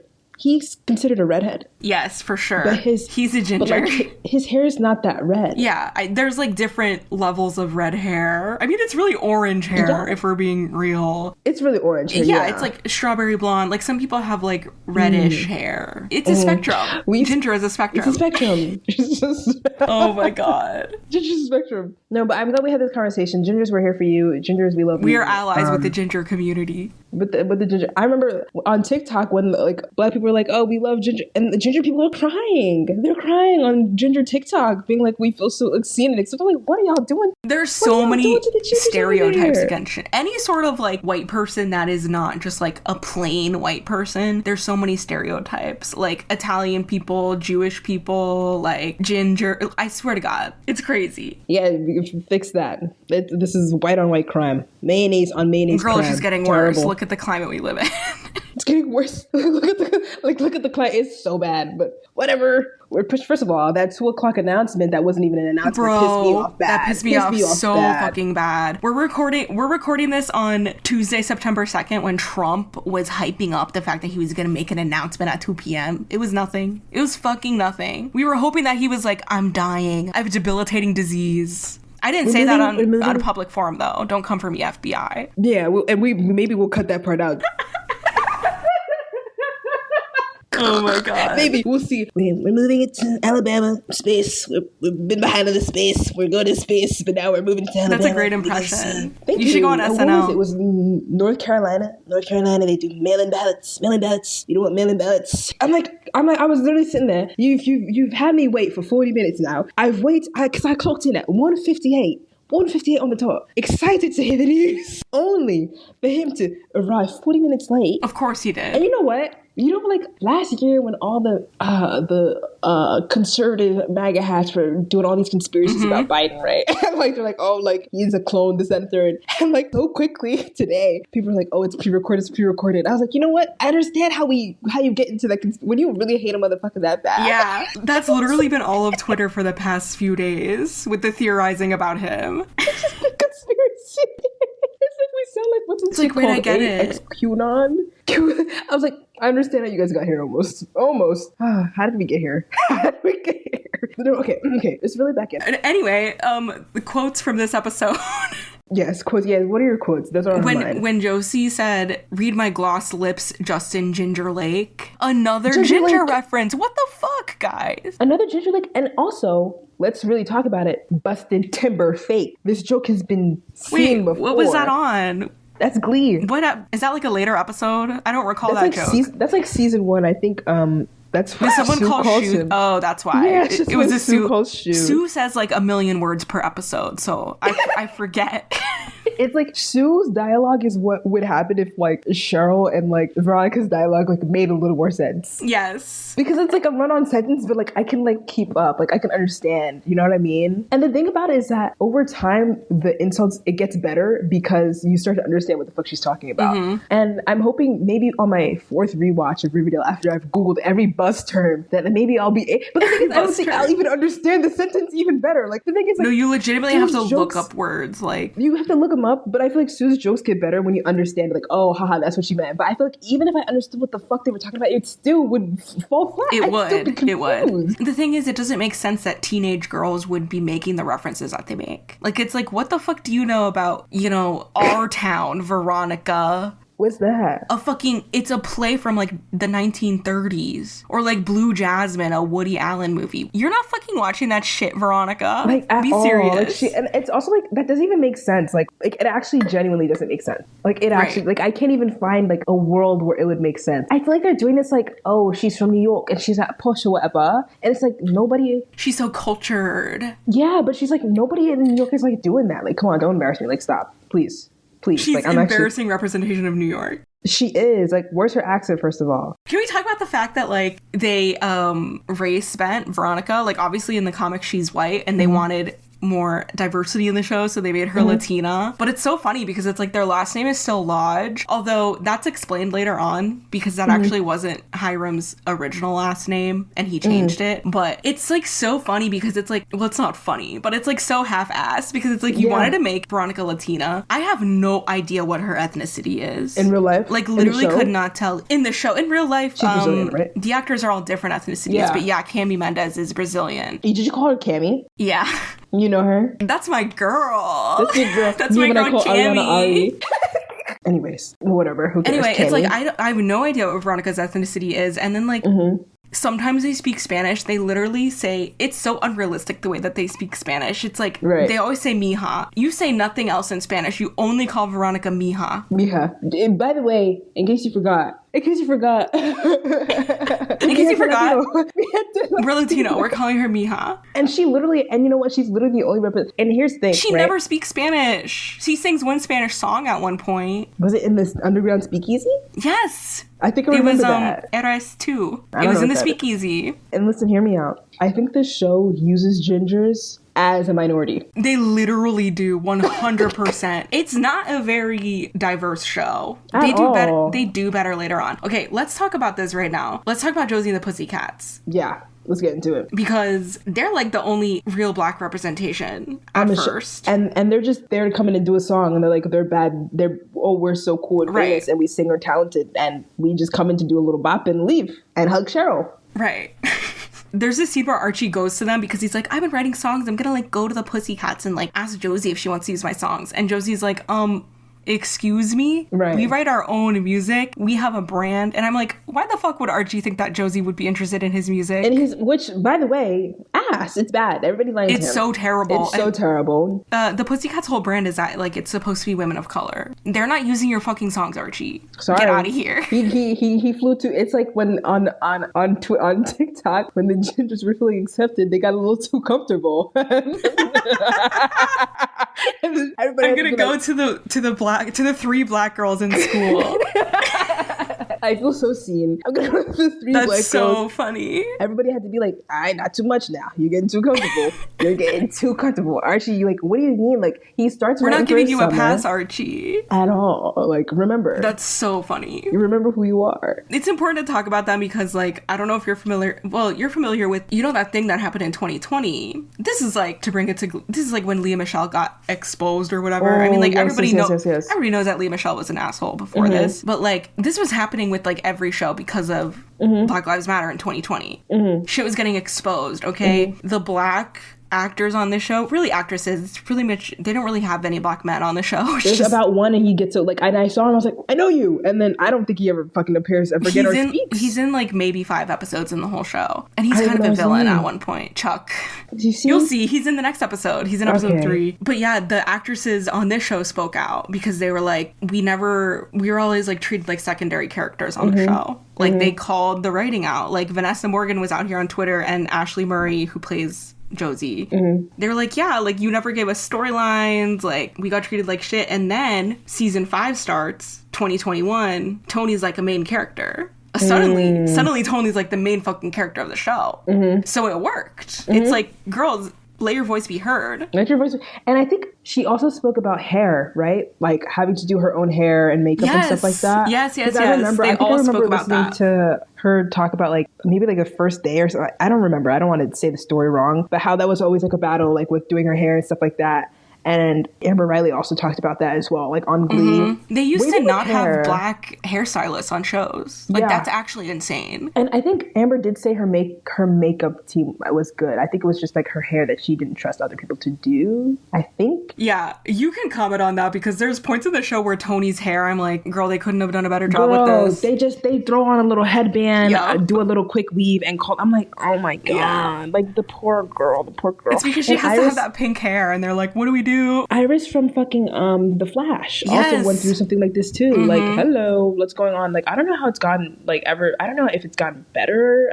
Maybe it has. I think it has. Well, people spoke out and like they actually fixed it, or at least put effort into fixing it. Put a little effort. The later seasons it's like are better. CBS decided to say, all right, every game, every fucking show, we're gonna make it 50% diversity. It took way too fucking long for that. And by the way, they went back on that now. Yeah. Fuck you, Target. Don't think I fucking forgot about your you taking back DEI. Haven't shopped from you since. And now, look at you, losing your money. I'll never go back. I always liked Five Below better. Watch somebody be like, actually, Five Below is owned by the Target marketer merger. And you're like, oh, fuck, I'll just What am I supposed to do? What am I supposed to do? I can't. There's another character in the show. Do you know the name Tabitha? She's introduced in season 5. Okay. Oh, is this the girl from Glee? Erin Westbrook. Yes, she was on Glee. So we'll get there when we get. I love Tabitha Girl. That's my fucking girl. So if I'm counting correctly, that's 5.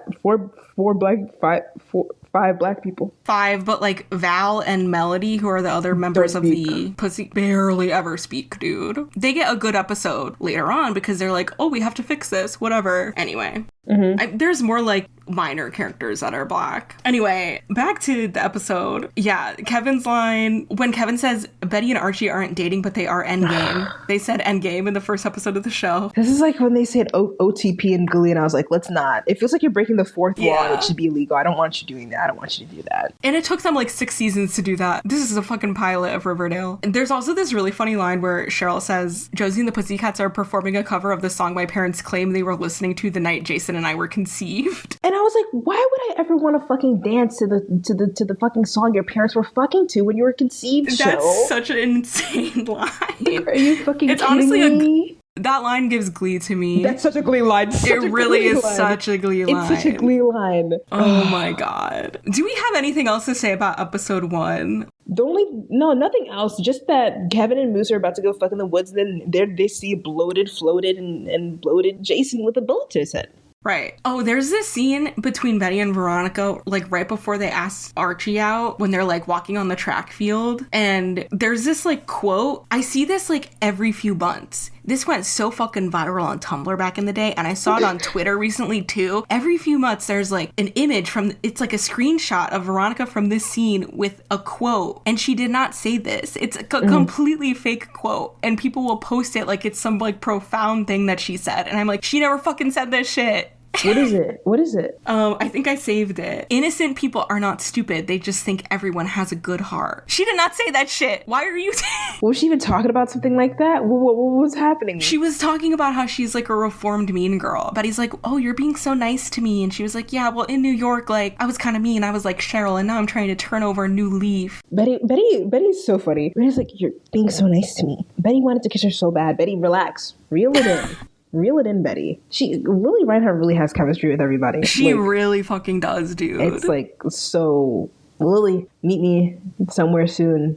Hey, I'm here. Lily, our bisexual queen, we see you. First of all, let's talk about it. She was a big fan of what show? Glee. And she was a big fan of who? Santana and Naya Rivera. Was she? She was. I didn't even know that. Yeah, she loved Glee. Source? The source is that this is going to get sad, but when Naya Rivera passed, she posted on her Twitter, like, how can you miss someone that you never even met? Or something like that. I don't even remember that. Oh my God. Yeah, it was very important to me because I was really into both. And I was like, oh my God. Lily, we love you. Lily, we love you. Anyway. Okay, back on. Just before we stop talking, I just want to... Okay, Veronica and Archie in the closet. Veronica has this line where she's like, ask me a question, Archie. And it reminded me of the movie Carol, which I'm sure you haven't seen. Have you seen it? Oh, fuck you. Oh, so you don't think you don't fucking think I've seen Carol? Wow, that's such... Listen, there's so many things that I've referenced that you haven't seen. Whatever. You haven't seen the L Word. You're kind of... Okay, yeah, that's true. Yeah, okay, you got me there. Anyway, there's this scene in Carol where they're like on the phone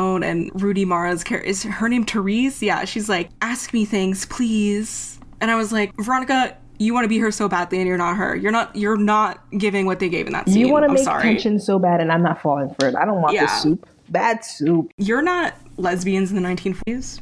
Get out of here. I loved Carol. It moved me. Carol's a great movie. It's referenced in Riverdale many times. Is it? Yes. Ooh, Cheryl, it has to be Cheryl. Cheryl is reading the book at one point, and then when they're in the 50s, it's a big topic because that book was published in the 50s, and Tony tells Cheryl to read it because it's a gay book. Anyway. Kind of love that. Jughead's introduction. Like I said, I forgot about that. Enjoying my Jughead list show. He also says in his voiceover, Archie was looking for the girl next door and said he found me. And I was like, that's kind of gay. That's really gay. It's pretty gay. Him brooding in the fucking chocolate shop of it all. Jughead being the narrator of the show is actually confusing because like it's framed as him writing his novel, but like how does he know everything that's happening with everyone? Like he's narrating the scene with Betty and Archie and it's like, you weren't there. How do you know about that? This is how I feel about Wicked, where Glinda's like describing a bunch of shit and I'm like, girl, you weren't even there. It's because Elphaba told her. She knows her story. Girl. Listen. You think before good, Elphaba's sitting down. She's like, before I go and fake my death, I have to tell you that me and Fiora hunched in the woods and we sang As Long As You're Mine. Listen, and Glinda took the time to learn about her. Okay, she did her research. No, here's the thing, right? She wanted to really understand, right? For one last final time. One last time. But yeah, this is the thing about when I love when there's like a narrator of something, because like if there's a narrator and I don't like the way something goes, I can just say they're unreliable. True. But that only applies to Jughead scenes is what I'm saying. Like, because Jughead is completely uninvolved in certain scenes, and it's like, I can't blame him for this. He's like making fucking shit up. Like, he's just fucking Jughead. Anyway. Where do you think he got that hat from? I don't know. That's a good question. You know, his hat in the comics, he wears like a crown type of hat. And so they kind of made it more like modern by just making it the beanie. And that's why he has a little crown pin on his beanie. The little crown. Yeah. Oh, okay. So like that's what his actual hat looked like. But he's always wearing that damn hat. Have you ever seen me without that hat? I'm a weirdo. I'm weird. This might be a little bit of a niche reference, but do you know the show Big Brother? I know you said you watched Survivor. Yeah. I know the show Big Brother. Big Brother is currently airing, and there's a house guest right now named Vince. He's literally always wearing a beanie. And I'm like, why is he Jughead? Why is he always wearing that damn beanie? Why is he always take the damn beanie off? All right. Okay, so episode 2, A Touch of Evil. This is a movie that was released in 1958, and I honestly don't really see the connection. It just says, when a car bomb explodes on the American side of the U.S.-Mexico border, Mexican drug enforcement agent begins his investigation along with American police. When he begins to... I'm not gagging. This has nothing to do with the episode. It's just like a crime movie. Anyway, so there you go. They lost me. Sorry, Robert. He had a one streak. He had a one episode streak of good titles. Oh, great. Thanks. They do like old movies most of the time, but it's like, okay, you just wanted to do a movie from the 50s. Okay, my first note just says, Betty and Archie are texting. He says, are you up? Can we talk? And her response is no and no. No, no and no. And I was like, boundary queen. Get him, Betty. Right. Not the are you up text. He goes to the window. He's like, please. And she's like... Right, they live right next to each other. Right next to each other. And she shuts the curtains on his ass. It's curtains closed. It's closed. Door's closed. There he goes. He puts on his shorts. First of all, he's tossing and turning because he is like, I have to tell. I heard a gunshot on July 4th when I was with Miss Grundy. Miss Grundy, we have to tell somebody. We have to. Whatever, so he fucking runs to her fucking place. I'm like, Archie. His favorite hobby is running in the middle of the night without a shirt on. First of all... to have the privilege of that, Archie. To have the ability to do that. First of all, at some point, we're gonna have to do how many times does Archie take off his shirt? Take a shot every time his shirt is off. We're gonna have to do a counter. It's already at like 3, I think. We have to do an episode where we're drunk. Or tipsy. I was thinking that when I was watching him without the shirt off. I was like, when we do our... Or like a drinking game episode. Yeah. Take a shot every time he's drunk. Every time his shirt's off. Every time he's shirtless. We can like make a little bingo card. Okay. Bonus episode idea. What the fuck does he do at her house? He just like is yelling at her because he's like, I have to well, she's yelling at him. This is when she's like, we could go to jail. You can't tell anyone. Fuck you and your jail cell, bitch. You're gonna be there in a couple of days. Trust and believe this. Are you fucking kidding me? And then fast forward, right? When they're fucking well, spoiler alert, not really, but Jughead finds them in the fucking music room, macking and shit and like holding hands. First of all, you can tell that she's playing him like a fucking fiddle, being like, yeah, this is something more. When it's not, she just doesn't want him to fucking snitch on her ass. She turned it on right when she needed to. Exactly. Like, what a manipulative fucking pedophilic whore. I guess they're portraying that intentionally, right? Like, we're not supposed to think that Miss Grundy's like... We're not supposed to like their relationship. No, I don't think so at all. Like, it's not like Arya and Ezra. Pretty Little Liars, and they stay together too in that. They literally get married, and then in the spinoff they have a baby. You know the PLL Original Sin spinoff that was kind of recent. Yes. One of the girls in that show has a baby, and Ezra and Arya adopt it. By the way, that show, Roberto made that show. He made It's in the same universe as Riverdale. Pretty Little Liars Original Sin. Is it actually? They make references to places in Riverdale. It's actually in the Riverdale universe. Does that mean Pretty Little Liars is in the Riverdale universe then? That's what I was saying. I guess so. It doesn't really make any sense though, if you really think about it. Anyway. Okay, I have a note that says... I love the police siren. They're coming for you, Grundy. They're coming for you. They're coming for Grundy. They're coming for you now. I have a note that said, this is me making things profound. It's interesting that everyone just projects onto Jason because, like, we don't know this man. We do not know this man, this boy, okay? But he's such a presence in the show. Like, we don't know what he was actually like, but everybody's always talking about him, and they're like, Jason was like this, Jason was like that. Like, Alice fucking hates him. According to Alice, he was, like, the spawn of Satan. He should go to hell. According to Cheryl, he's like a fucking angel angel sent from heaven. It's just like, so, and then it's like, oh, he was popular. He was like he was like the star quarterback. I don't know. I just think it's interesting how like everybody just projects whatever they want onto him. They love to do these like little slow-mo shots of him like walking down the fucking hallway, smiling, red hair gloriously blowing in the wind. I'm like, who the fuck is this guy for real? Like, are we supposed to think that he was a good guy? Like, I really don't know. Like, and he could be a good guy. He could be a bully because, like, I don't know, what's that name? What's his name? Reggie's fucking ass is coming at Jughead for no reason. Right. If I was the weirdo, whatever, how did it feel to eat whatever necrophilia? I'm like, what is going on right now? Like, leave Jughead alone. And also, I really always wanted to hang out in that little place. They have a student lounge. That is not normal. Nobody has a fucking student lounge in their school. I did have a student lounge. Was it nice? I mean, you went to a private school though, right? I did. I mean, but it wasn't like the Ritz-Carlton. It was like a room with chairs. But I do feel like if like a public school is not going to have a student lounge. If any school has it, it's a private school, you know? I'll argue if it was like a public school on Long Island, they seem to have a lot of money, you know? There's a part of Long Island where the teachers get paid like $150K and they get paid so well because the taxes are so high in the something like that for education. Who gives a shit? No one cares. Nobody asked. Let us know if you had a student lounge or have. Do you have a student lounge? If you're in high school and you're listening to this, you're listening to a couple of old ladies talk about Riverdale. My school did not even get close to that. We had to eat lunch like outside, standing up. Or sitting on the ground. I don't know. We had a lunchroom. We had booths. We had a cafeteria, but the school was so crowded, we couldn't all fit in it. Oh, my school was small. We literally had 3,500 kids at our school. I think we had about like 250. I mean, I went to a public school, though. I'll do it. Yeah. Anyway. Veronica and Betty are on the outs. Because Betty's like, right. I'm not fucking with you because you were all up on the guy I have a crush on. You did this, so you didn't have to do the 7 minutes ahead. We already discussed this. And Veronica's on her like... Veronica's trying to buy back her affection. Bad. Brings a bouquet of flowers, flies in magnolia cupcakes, which their banana pudding is so good. I have a note. Oh, Magnolia Cupcakes is a real place? Yeah, well, it's not called Magnolia Cupcakes, but it's called Magnolia, and they have like desserts and shit like that. I've never tried the cupcake. I tried the banana pudding. It's really good. Riverdale does this thing where they have fake names for stuff, which will, like in this episode, I think, or in the pilot, Kevin is like, we keep on it the pilot. It's not even a pilot, whatever. The first episode. Is it not? No, it's just the first episode. It's called The River's Edge. What's the difference? A pilot is like they're testing it out to see if people like it, and then the show will get picked up. So it'll air like a few months earlier. Oh. So this is just like the full season started. Okay. January 2017. I took down the date. Wow, you're really doing this. Is hashtag Riv history. River history. River Street. Yes, it's so beautiful.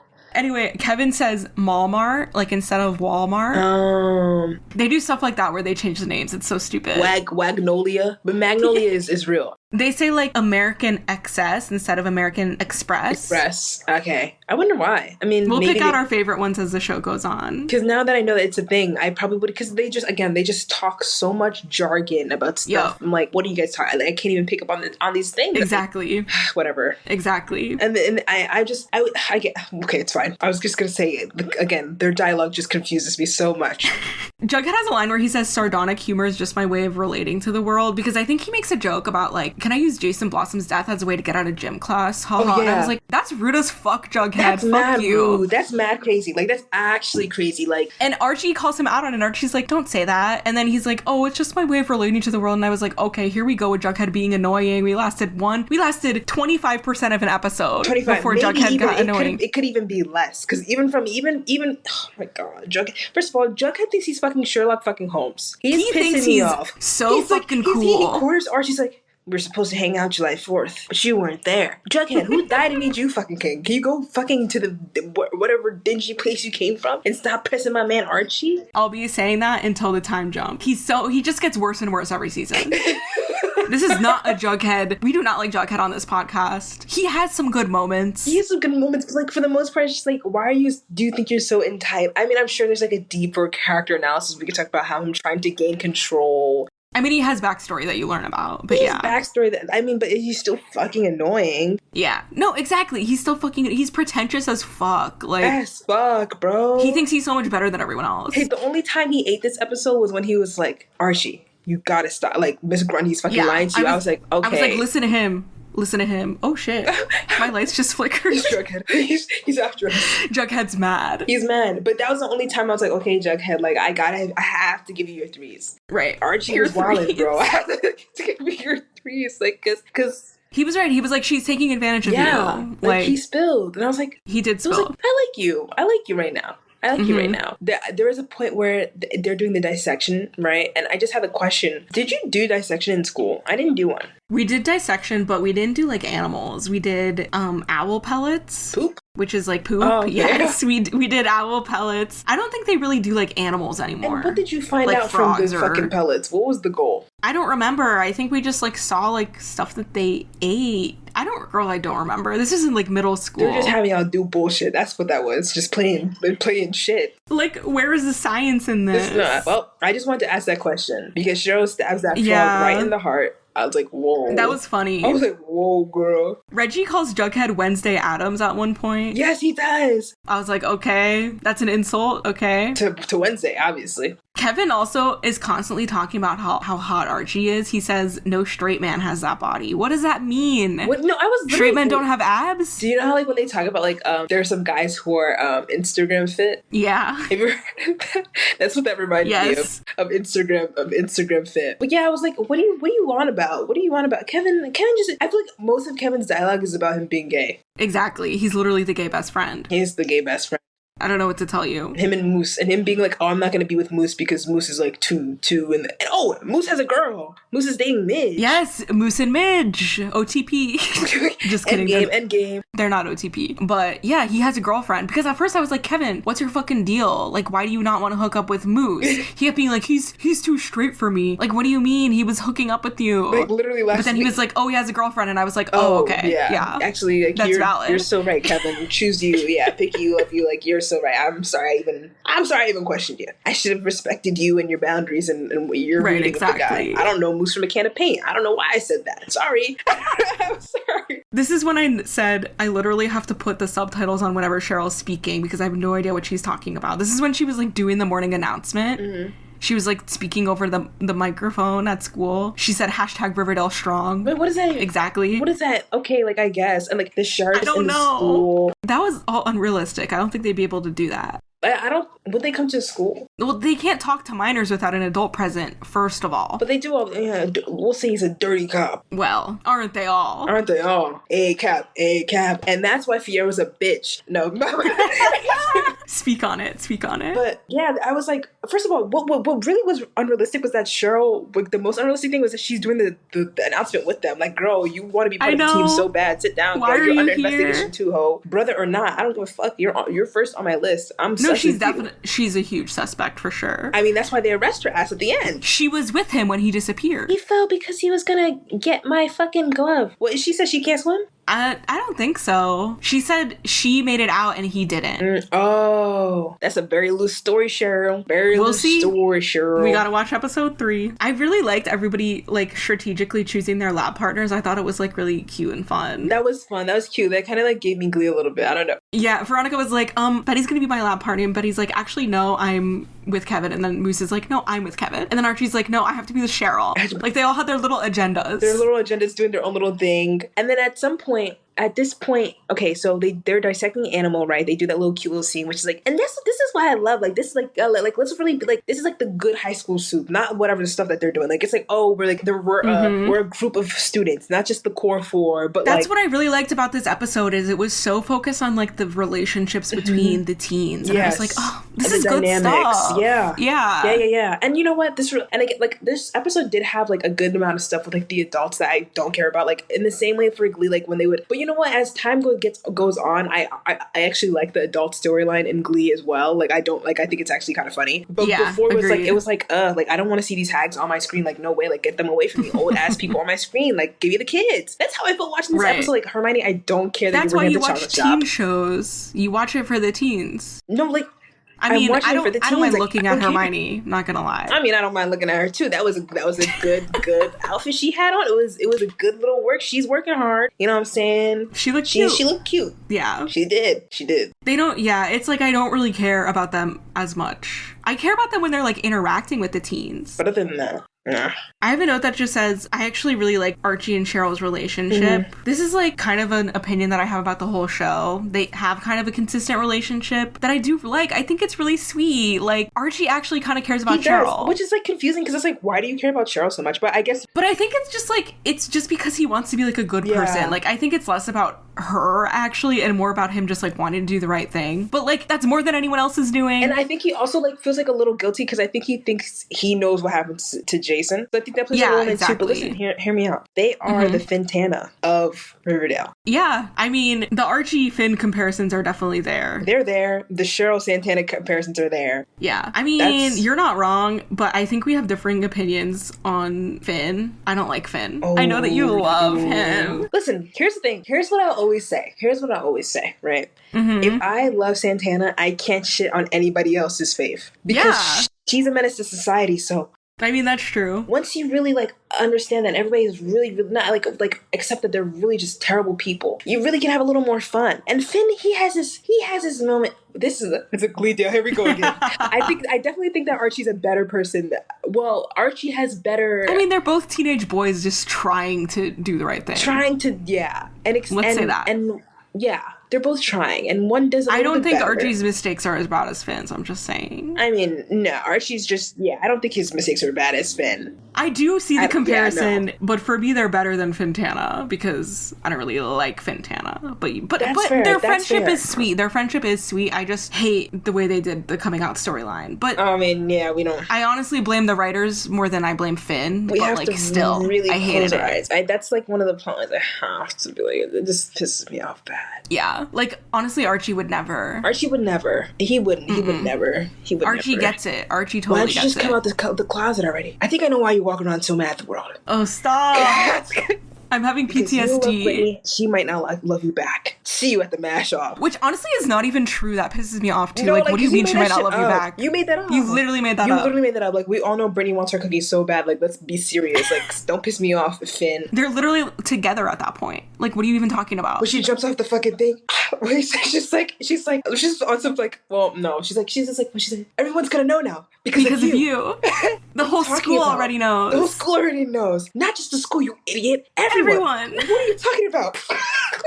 Like, that would never be Cheryl and Archie. No, never. That would never be Cheryl and Archie. I don't think Cheryl would get that mad. Cheryl actually really likes Archie because he's nice to her. Anyway, he is actually you'll really see nice as the show goes on. No, I remember like they fake date a little bit, and I'm not gonna lie. For a minute, like I thought that the big gag would be like, after all, or like I thought, like I remember the first time I was watching, I was like, oh, I think the plot twist is gonna be that Archie's adopted and he's actually from the Blossom family. That would be crazy. You're laughing after he and Cheryl kissed. Like I literally no, but this was before. This was before I saw them kiss. Okay, it was like, only there's like a whole redhead family, and there's only one other redhead. You guys are making it super obvious. I know it's gonna happen. And there's so many comparisons with Archie and Jason. Exactly. Oh my god, she's really just trying to find a Jason.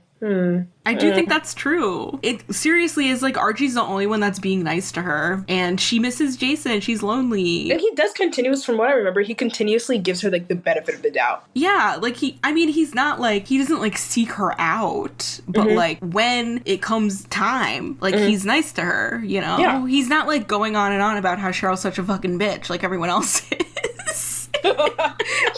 Like every sentence out of everyone's mouth, oh, that bitch. Oh, she's a bitch. But like, low-key, like you can really kind of see this shift, and I like this from episode 1 to 2 because I mean we know that she didn't think he was dead in episode 1 because of what we find out later on, like whatever. But like by episode 2, it's like you know the part where Cheryl breaks down because like, oh, it was supposed to be him, and like he was supposed to come back, and then Veronica goes, questionable act. She goes, supposed to come back. I'm like, girl, you couldn't do that alone. Like, you didn't need to say that line. You could have just had a confused look on your face. You know what I mean? Don't piss me Y'all, you pissed me. Like, we get it. We get it. We get it. You have a look of confusion. But also, like, if somebody had said that to me after their brother just died, I wouldn't have been like, oh, like, that's something crazy to look at. I would be like, oh, I wouldn't be suspicious. At all. I'd be like, oh, like, I would, like, oh, she thinks her brother could have possibly survived the drowning. Like, yeah, he was supposed to come back. Like, that's not suspicious at all. Huh? Yeah, I agree. Here goes Nancy Drew. That's what I'm saying. Like, nobody approaches Cheryl in good faith. It's always like, oh, she's evil. She has an agenda. Like, leave her alone, okay? Literally, I'm serious. No, I think you're right. No, but the girls, they start to understand her a little bit, no? They do. I mean, she has a little bit of a relationship with Veronica that develops. Become friends. Do Cheryl and Betty get closer? No, don't tell me this. Stop. They have their moments. They have certain episodes where it's like, we're gonna do a Betty and Cheryl focus episode. I have to keep remembering that they're cousins. Yeah. So it becomes relevant when they're cousins. Cheryl is always calling Betty cousin, which I think is cute. She'll be like, I forgot about cousin. That. No, and then I think like when I was watching, my mind shifted like, oh, they're not gonna happen. They're cousins, and I'm like, oh, like they're sweet cousins. I love them. Yeah, I do think their dynamic is interesting, which brings me to the fucking well, first of all, Betty's being petty to Veronica's bitch ass because Veronica did the whole. I mean, she spilled, and she was in fact correct about Archie not being wrong for not having feelings about her, but she was, girl, you're still wrong for being on her man for the 7 minutes in heaven. You didn't have to do that. Right, exactly. And so Betty's trying to get back at Veronica, so she invites Cheryl to go with her to the mani-pedi that Veronica had booked. Which is kind of crazy, because if Veronica had paid for it in advance, I would have had to, if I was Veronica, I would have had to jump her. I would have had to jump her a little bit. Veronica's rich, but like... I mean, is she? They're saying that they're broke. Yeah, that's true. They're low on money. Are y'all broke or not? Just sell the penthouse. That's what I was confused about. Y'all are not that broke. That's true. That's what I'm going to stand on. Anybody who's really broke, I'm selling that shit. Like, what do you mean? Like, you coming in mad comfortable, penthouse. You're not even telling the pearls? Like, shipping in Magnolia cupcakes. Shipping in, like, it doesn't make sense. It doesn't make sense. It's You're like, right. Glee Club is like, we have no money. Continuously have new costumes, new sets. You guys do 10 musical numbers per episode. Like, y'all have the money. Stop fucking lying, you embezzlers. And I don't know why she's over here pretending like she's working at the chocolate shop as if she doesn't have a bag of millions of dollars. Well, I think it's like hundreds, so it can't be millions. It's probably thousands. Yeah, probably thousands, but a good chunk. Hiram took care of it. You went from hundreds to millions. Oh my god. So now Betty and Cheryl are at fucking the house, and here I am thinking, oh, like Cheryl's being like genuine and nice and shit like that whole time. She's fucking trying to get some. I know. Oh my god. She's trying to get info out of Betty. I was like, oh my god, we were just having a moment. And this was at the point where I remembered they were fucking cousins, and I was like, fuck. Yup, exactly. And I was like, this is such a gay scene. Exactly. You know that meme of like, it's one girl laying on the ground and the other girl's like on top of her doing her makeup? No. Oh my god, I can't believe you don't know that meme. I'll have to send it to you. That's what this scene reminded me of. It's like really gay. It reminds me of, and you know what else did that? Something like this happens in Wicked during Popular when she's like, Glinda's like laying on top of that girl. I'm like, girl, can you back up a little bit? Not too much, stay close. But like I'm like, I'm like, whoa, like what's really going on here? Like that's what I thought was really happening. And she's fucking putting blush on fucking Betty's fucking face and shit. And she starts getting. She was basically like sitting in her lap. Yeah. Like it was really extra. First of all, it was Betty, really like, extra. What are you doing? If this girl just called you, she was just calling you all kinds of names. I'm not letting you. Well, maybe I would have let her sit on my lap. I don't know. If I had Betty thought they were bonding. No, she did think they were bonding, and like Cheryl was really pretty, and Betty's really gay. Yeah, let's be real. Like I'd let Cheryl get away with a lot of things. I'm sure you would. That kind of becomes a thing later on in the show because like when Cheryl and Tony are together, Cheryl has this era where she's like fucking insane. Like she's like keeping her brother's dead body. In their house. I fucking remember. And I'm like, Tony is not even breaking up. Like, Tony's just, like, putting up with this shit. Like, what is wrong with her? And then I'm like, I mean, I guess Cheryl's just that great. Like... She must be... She must pack a punch. She must be really great. She must pack a punch in the bedroom because the way you stayed, the way Tony stood, glued to the chair. Is it really worth it, Tony? I'm like, I guess so. I guess so. Like, we don't know what kind of shit Cheryl be doing, man. But Cheryl really hit a really crazy streak. I remember I was like, yo, what are they doing to my homegirl? Why are y'all embarrassing me like this? Why are y'all doing this to me right now? Like, why? Yeah. Why are you making her out to be a weirdo? Stop. I know. We'll get there. We'll get there. That storyline pisses me off. But Oh my god. But yeah, the Cheryl and Betty scene, it's really homoerotic, and it's fine because we don't know that they don't know they're related yet. Okay, it's fine. We don't know they're related And I yet. also just think like Cheryl literally does not know how to have a normal relationship with another girl. She does like not. I'm being dead ass serious, and so this is what happens. It comes out in weird ass fucking ways. She's like tension with every girl. Relax, cool it, girl. So repressed. It's just like so repressed. Oh, poor thing. Why are you straddling Betty even though you're like being a bitch and trying to get information from her? You're doing that. That's not how you win a girl over, to gain her trust. You don't fucking sit her. She does not know how to have normal human interactions like deadass because her family is so abusive to her. That's so true too. Her fucking, which we'll find out. Sick fucking family. And you know what? Yeah. And this is a missed opportunity for Betty and Cheryl to have gotten along to talk about their fucked up families. Like, oh, our families are abusive towards us. Exactly. Really, both of our moms fucking suck. Like, our moms suck. I mean, they do bond about like their dads at some point. Well, they could have bonded harder. There's some stuff. Yeah, I agree. There's some stuff. Cousin, I love Betty and Cheryl. I really do. I love I love their friendship. It's so cute. She called her. Literally, like, they're my two favorite characters. So, like, that's definitely one of my favorite relationships in the show. I love them. I felt so. I was like, oh wow, this is like they're kind of home. They're like, oh, I love these characters. I love these characters. They're my favorite. They're my girly pops. Also, the switch up at the end of the scene, it's like a horror movie. It's like all of a sudden we're in a horror movie. And the show has the audacity to be like, scared. Girl, you just called her a dumb hog, a dumb cow. A dumb cow. How dare you come to my house, use up my blush, and you call me a dumb cow. You question my Polly Pocket sister. Oh, where's she in that group? And Betty says, leave this house before I kill you. Shit. We're getting Dark Betty. Dark Betty. Betty's dark. Mm-hmm. Honestly, even though I feel like we got the answer, like I feel like I got to the point where Dark Betty, what Dark Betty was given to me. I think I'm still confused on what the fuck was going on with Dark Betty. It's because there isn't an answer. It's just like, I feel like it's just like, Betty, like you have like mental health issues. That's the answer. She's got some anger management issues. She has anger management issues. She's got emotional regulation issues. Probably depression, some anxiety. She gets that fucking black wig. We don't have to talk about it, but I remember black wig, and I'm like, that literally happens in the next episode for the first time, in episode 3. Isn't that crazy that it happens so early? Episode by episode.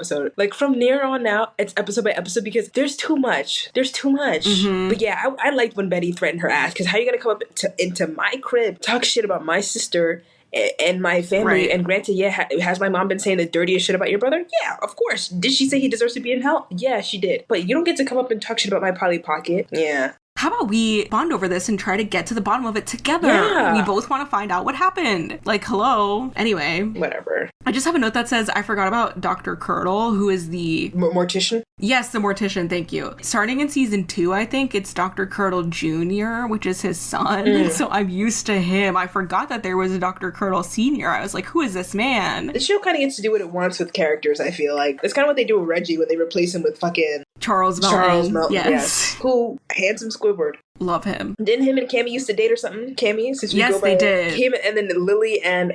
Cammy, my girl, Cammy. Cole used to date, and then when they broke up, I was like, thank God. I was like, free from that man. He was so fucking annoying. I don't know why I think he's annoying. What did he do? He must have done something. I do not like that man. I do not like that man. He's just like an asshole, dude. He just like says like douchebag stuff. He just gives. He just has bad vibes. Bad vibes. I don't know. And who else? And then KJ Apa has his own wife. I love KJ Apa. I've never heard a bad thing about him. He's an interesting person. He's always doing some crazy shit. Is he, like crazy bad shit? No, he's just like being goofy on the internet, like all the time. Yeah, he's like ass cheeks pressed against glass. Yeah, like he'll literally do anything, that man. He's a chief back home, and he's from New Zealand or something? Yeah, he's from New Zealand. Listen, I actually don't know that much about him. I'm not gonna lie. I used to follow all of them.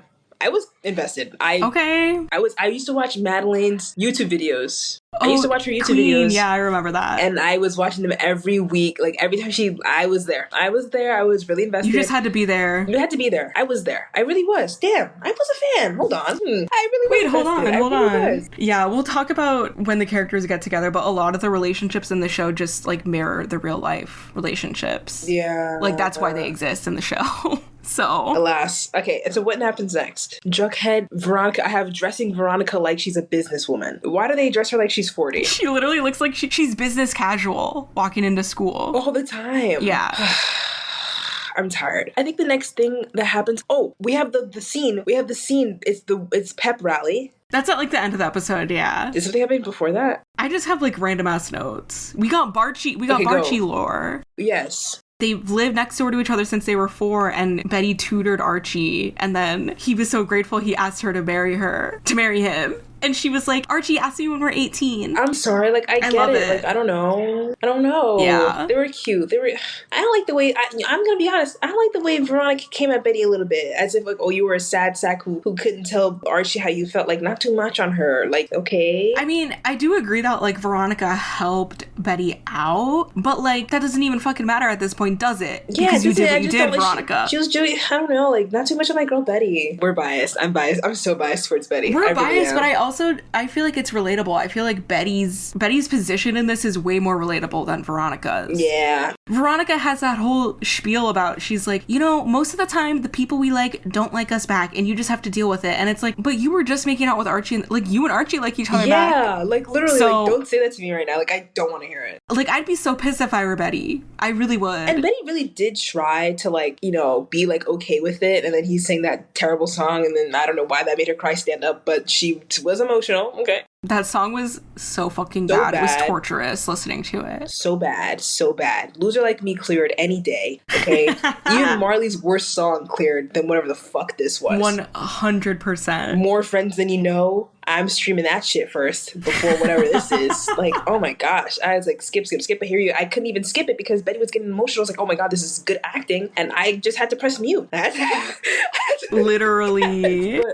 But she's trying to like be like, oh, like, just move past it. But I like that she was like, I'm not ready. And everybody thinks I like Betty's character a lot. I really do, even though she's fucking insane. Yeah, because at first in the beginning of the episode, I was like, damn, she got over that fast. Like, what the hell? But she wasn't actually over it. She was feeling her feelings. She was like, actually, Archie, I can't talk to you right now. Yeah, and I like actually, that. Veronica, I can't deal with this. Which is real, because like, if you have unrequited feelings for a best friend, you can't just go back to being friends with them like nothing happened immediately, okay? It really does take time. It's too much. Yeah. Like, I'm looking at you. Like, Archie, why don't you realize that? No, yeah, like, I need my best friend, but like, also, like, she can't be with you. She can't be your best friend right now. Like, you need to like redefine your friendship and your relationship. Exactly. We have the scene with Jughead calling out Miss Grundy. Thank God. And I was like, yes, let's listen go. to him. That's when I was like, okay, you're back in my good graces. You're like... Yeah. And then I just have a note that says, Alice saging Betty's room is so camp. That was ridiculous. Where did she get the fucking sage from? Like, literally, like, that was funny. I liked that a lot.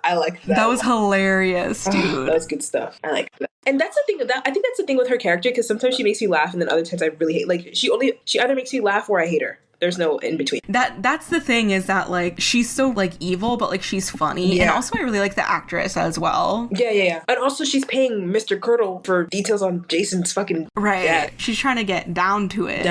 She's trying to get the details. I would have pointed the cuffs right to her because she's fucking sus AF, but whatever. Yeah. So it's raining, it's pep rally. It's pep rally time. Okay, is this just a normal pep rally, or is it also a football game? Because like, why were all the adults there? Is that normal for adults to go to a pep rally? I think it is, depending on... I think maybe because it's like a celebration of your kids, maybe if you're like a football parent or whatever. We would have pep rallies in like the middle of the school day. My pep rallies was after school. No, my pep rallies were after school. Or it would be like before a football game or something. Or after school. Well, we didn't have a football team. Did you have to go? No, you didn't have to go, but you could go. It was like a celebration of like the sports teams, and like everybody. Right. The parents would come too. So that wasn't really weird to me. And then there'd be a basketball game after. Yeah, but there was no game after this. I was like, confused. It was just like kind of weird to just like, everybody came out for that. Okay. Well, okay, maybe they came out because Jason's dead. And they're like, oh, let's celebrate. You know what? That's a good point. Let's pay our respects. I thought it was kind of crazy that the coach gave Archie the number 9. Oh my God, yes, I had that note. I was like, you're supposed to retire the number. Like, that's disrespectful. You don't fucking give someone else the number when someone dies. That's rude. That's so rude. And also, you didn't have to do that. You could have just gotten any other number. Like,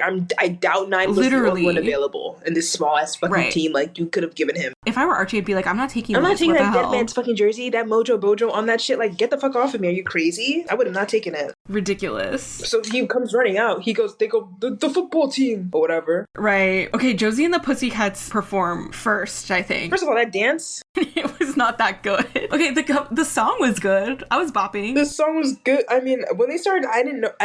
Sugar. Do you know that song? I know that song. Okay. Honey, honey. That song is like by the Archies, which is like the band from the Archie comics, and it's from like the 60s. Oh, wait. So did the comic Archies come before the Archies, the band? No, the Archies came after, like the band. The band came after, and it was like the characters in Archie playing instruments and like singing. Yeah. And they sang Sugar Sugar. They sang Sugar Sugar. And then the version that they sing in the show is like a rap version. Apparently, Flo Rida did this song. I didn't know this was a cover of the song already, but apparently that's a version that they do in the show. Flo Rida. I'm trying to think of one song. Well, he's on the Kesha song. It's going You down. spin my head right. Wait. No, Timber. Yes. Yeah, Timber, right? Wait. Which song is it? We're singing two different songs. Yeah. I'm singing Timber. You're singing You Spin Me Right Round, Baby, Right Round When You Go. I think they're both... Aren't they both Flo Rida and Kesha? Girl, we gotta look this up. Right Round is just Flo Rida. Oh, who's singing? And Timber is Pitbull and Kesha. Pitbull? Damn, why did I think that Kesha and Flo Rida had a song together? Wait, no. Okay, wait. No, you're right. Right Round is a single performed by Flo Rida with guest vocals from American singer Kesha. Okay, period. Okay. Yes. There must have been like multiple versions of the song. I'm glad that we got to the bottom of this. I was like, I know I'm not making this up. No, because it's like, how did we get it both wrong both times? That was embarrassing. I was like, whoa, I feel bad for us a little bit. Cheryl, it's established from the beginning, which I didn't even realize this, that Cheryl she like stands Josie and the Pussycat, like from the beginning, which stands. It was so interesting because I was like, wait, this is like actually consistent. Like Josie and Cheryl are like actually friends. I appreciated that. Does it stay that way towards the end, like towards as time goes on? Yeah, until Josie's not in the show anymore. And listen, I think this was the roots to the Black and Ginger solidarity that went on TikTok. This was our first real TV representation of something, and it was so profound that years later it has had an impact. And I think what it was is that Cheryl really felt so seen by the Josie and the Pussycats. They were her home away from home. They really were. They really were. Those are her girls. Those are her girls down. Like she hugged Josie mad tight. What the fuck? Do you want her cookie? She does. What the fuck? We have to post that. Like, I really was like, wow, this is my new ship, actually. Like, I actually need them. I'm gonna cornplate the shit out of them. I'm not saying anything. I don't want to spoil you. Yeah, wait, okay, just don't say anything. Don't say anything, because I think the reading that Cheryl has a crush on her is correct. That's what I'll say. Oh my god, don't do this to me. Oh my god. Wait, is that a bad thing? No, I feel like it's not going to end well. I think it's not going to go well. Don't tell me if it's going to go well or bad. I'm not going to tell you. I love their relationship, though. Okay, that's good. I'm back. Oh my god. Suicide postponed. Oh my god. We just went through the 5 stages of grief. Literally, like, I'm so back now. We have to put... I'm going to blow all my money. Oh my god. Over Cheryl running when she fucking... Yes, I was like, damn, she bolted the fuck out of there. Holy shit. She's a track star. That's one of my lines. She bolted so fast. And you know what? What I didn't appreciate was that there was a lack of continuity in the wet hair. Oh, I didn't even notice this. Call it out. I was like, Cheryl's hair was wet as fuck. And now she's in this locker room. It's dry as hell. Same with fucking Veronica. That's funny. And then they go back out and their hair is wet. What the fuck is that? What's up with that? They didn't think that through. My note just says Cheryl Kins with the sad face. I love adding Kins at the end of people's names, and I definitely got that from this show. Abby, you're saved in my phone as Abby Kins. Am I? Yeah. Oh my god. Oh my goodness. I have to save you as I'm gonna M Kins. M Kins works. M Kins, yeah. I have you as M Watermelon, but I'm gonna change it to M Kins. It's so cute. Archie Kins. Yeah, this scene made me sad. Cheryl says, I'm alone. What if I killed myself? Like... What if I jumped today? What if this was my 13th reason? Yeah, she's crying to Veronica. And like, yeah, I guess Veronica's like there for her. Sure. And Betty's like standing there watching them. Like, can you like go like rub her shoulder or something? Like... No, because... Like, why? Be useful. Like, okay, wait, because her and Cheryl had a fight. She told her she was going to kill her. Fight. That's true. Yeah, I wouldn't have touched her shoulder. Never mind. I keep forgetting the fucking context. No, and then after Betty's like, that was so nice of you to do that. And I was like, to comfort a crying girl? Whose brother just fucking died. Like, okay. Yeah, Veronica's such a fucking saint for that. fucking can't with how they talk about Cheryl in this show. Like, Jesus. Oh my god, dude. I'm like crying. Oh my god. Wait, you know what? Here, meanwhile, I have here, I feel bad for Cheryl. Yeah. A Cheryl Veronica moment. Betty jealous. Ooh. Betty jealous? Please. You're making it gay, and I'm like, no, she and Cheryl just had a fight.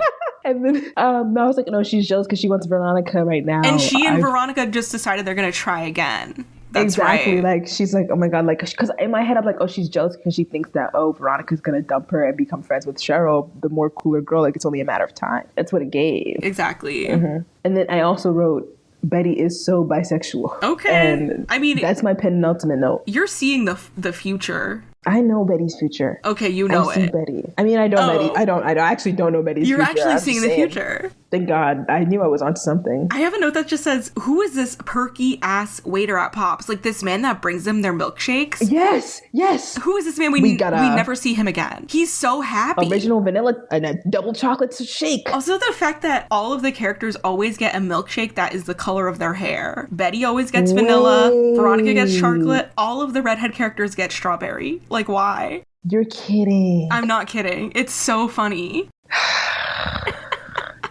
And you know what? One thing, I don't think I've ever finished a full milkshake. I'll say it right now. I've never been able to finish a full milkshake. I had one the other night. I could not finish it in one sitting. They're so filling. So filling. I always forget how filling they are. Small. Don't get more than small. It's gonna do you in. How are these people eating Pops for every fucking meal? Like, it's the only restaurant in town, and you're always drinking milkshakes and eating. Are you guys okay? And they all look like that? No, like what's really, first of all, what's going on? Burger, fries, the shakes are shaken. Like, I can never finish a shake. Like, even like when I don't, because like, first of all, it just gets too sweet. Can I get that to go? Yeah. Like, it gets too sweet. It's like, now it's like too much. Like, you drink half of it and then you put it in the freezer and drink it later. You put it in the freezer and you hope you remember it. You hope you remember to drink it. And then like when you take it out of the freezer, it's like too frozen and you have to eat it with a spoon. You can't drink it. I think there's such a thing like as too thick of a shake. Yeah, where it's basically ice cream. I think it has to be a little watery. Not watery, but more milky to ice cream ratio. Mm-hmm. Exactly. I need to be able to. I feel like I shouldn't need a boba size straw for a milkshake. Exactly. That's my hill. That's my hill that I'm gonna die on. So they're in this fucking chocolate shop again, Pop Tate's chocolate shop. Yeah. And Veronica are drinking gaily from their gay drinks. Gay drinks. And then Jughead and Archie walk in. Oh, they say, we're gonna promise each other that a boy will never get between us again. Yeah, right. And then Archie and Jughead walk in immediately. And I was like, oh my god, please, dear God. Please. But I'm not gonna lie, I was like, the Core 4 actually got me here. Like, I don't really care about the Core 4, but like, I was like, oh, they're so cute. Like, look at them. I like this. Aww. It's family. That's like family a little bit. Like, like I kind of, even then I was like, I didn't even, first of all, I was like kind of shocked that the Core 4 even sat together, because from my memory, like, it was like when when Betty and Jughead. When Betty and Jughead interact for like, when I remember like do they even know bullshit. each other that well? I'm like, do they know each other? Like, he's been there for a minute. Archie is their mutual best friend. Exactly. Yeah. Like, why are we like? It's weird. What I remember is that like Betty and Jughead aren't even like they act like they don't even really know each other for real, which is why I was like kind of confused, because like, shouldn't you all know each other? Yeah, I know. It is kind of weird. And also, like, why are you later on acting as if you guys don't know each other when you guys just shared a cup of chocolate milkshake at Pop Tate's? Like, you guys just sat there, right? And did Core 4, and you're like acting like you don't really know each other. Well, what's up with that? Jughead and Veronica met for the first time. Yeah, that makes sense. But yeah, it is so weird that it's like, so they've all been they've both been best friends with Archie since they were kids, and yet Betty and Jughead like don't really seem like they're friends. Yeah. I mean, whatever. And then they start dating like 3 episodes from now or whatever. Which I'm not looking forward to it. And I really am. I'm so glad you feel the same way about Bughead that I do. I just really am not here for Bughead. Maybe I'll feel differently about them this time, but I hope so. I actually really do hope I feel different about them, so I can at least... Yeah, we'll have an open mind. Well, you want an open fine. I even like listen. Yeah. Even today, while watching the second episode, oh, I feel like my mind opening and being open minded, like with the Jughead of it all. I didn't hate him as much as I thought. Yeah. It might get worse. It's definitely gonna worse. This is controversial though. Like, I'm honestly kind of scared to say that we don't like Bughead, but like I we said, might need to cut it out. Maybe I'll like them at first because I probably did like them better at first as opposed to later on in the show. Again, they have the issue of like they were together for too long. I was like, they're only together at this point because Lily and Cole were dating. Like, it just got annoying. Anyway. And I think I know in my heart of hearts why I don't like Bughead. It has nothing to do whether it's a good ship or not. It's my character flaw that I fucking want Barchie to end up together. Yeah, I understand. This episode just reinforced it. Like Archie just doesn't he just doesn't really like I have here. Oh, I said no because they sold this relationship to me like OMG Barchie, please, my heart. Like, well, I also had a moment. I had a note. Oh my god, that Barchie moment. There's this moment at the pep rally where because Reggie and Archie get into a fight, and so Archie has a black guy. Yes. And Betty sees him and she's like, oh my god, Archie, what happened? And she like touches his face and they like have a moment. Yeah. And then they get interrupted. And I was like, oh, that got me. I'm drinking that soup. They really went off with the relationships were good in this episode. Yeah, they were. I'm not a Beronica girly, as we established, and I'm also not a Jarchi girly, but they both ate this episode. I was into both of them. No, yeah, me too. I was like, I could see both of them kissing, and I'd be down to watch that. Yeah. I'd watch that season. Agreed. Yeah, I like. And I don't know if I'll ever feel that way in the series ever again. Mark this note down. And I know that there are going to be people who are so upset. I know oops who love Beronica. I know. Beronica is really popular. Like, I'm sorry. I'm really sorry. Oh my gosh. Maybe we'll get a Beronica fan on the podcast. Yeah, we should get a Beronica fan as to why, and they can debate Their voice can be heard. Their voice can be heard, and they can debate you on is Veronica the straightest character of it all. Because I'm gonna tell you, as long as it's tell civil. You one thing, Emily. I'm gonna tell you one thing. I'm not gonna die on that hill with you. I'm not gonna die on that hill with you. That's fine. I know it's controversial. I really do just think that she's so straight. I need more. I need to see. We'll see. You gotta see more. I gotta see more. Yeah, and then there's the Cheryl cliffhanger at the end of this episode. Well, first of all, Archie's ass is finally ready to tell the truth. And then they're like, back off, Archie. Oh, well, not finally ready to tell the truth. That wouldn't be a proper... But he's like, okay, I'm going to tell the truth. Fuck you, Miss Grundy, that dirty bitch. And he's going to go tell them. And then Witherby's like, get the fuck out of my way. We're going to go arrest fucking Cheryl. And first of all, I didn't think they're going to arrest Cheryl. I thought they're going to arrest Jughead. And then Cheryl's like, take me away. I'm like, yo, girl, can you chill? She's so dramatic. She's asking them to handcuff her. They're like, that's not necessary. I'm not going to spoil you for exactly what happened, but like, it's not that serious. Like, what she thinks she did is not that serious. And she's so dramatic. She's so dramatic. I love her. What? First of all, you would be hard pressed to see me fucking, take me away. Are you out of your fucking mind? No, for real. I mean, she is out of her mind. She keeps bodies in her basement. Well, not yet, but she will. She's not against it. Some lines from this episode that I wrote down was Kevin telling Moose, we're all on the spectrum, but my gayometer says you should stick with what you know best, girls. Veronica saying that she ships Moose and Kevin. Cheryl saying the weather is predicting a downpour the night of the rally, but already you're raining on my parade. I know you clocked that. I was like, they want to be Glee nachos so bad. Like, this is Glee nachos. Like, what are you talking about, Cheryl? And she's like, I'm gonna go get my girlfriend Josie to save the day. She just wants to be around Josie so bad. Exactly. The dumb cow line. Because you dumb cow, someone shot my brother and I think it was your crazy tweaked out sister. You dumb cow. She didn't have to say all that. She didn't. That was not nice. No, like, for real, it really was not nice. It wasn't nice. Calling her tweaked out. And then there was the interaction with Reggie and Jughead where Jughead's like, it's called necrophilia. Can you spell it? Can you even spell it? I'm like, fuck. He thought he ate that. He thought he ate that.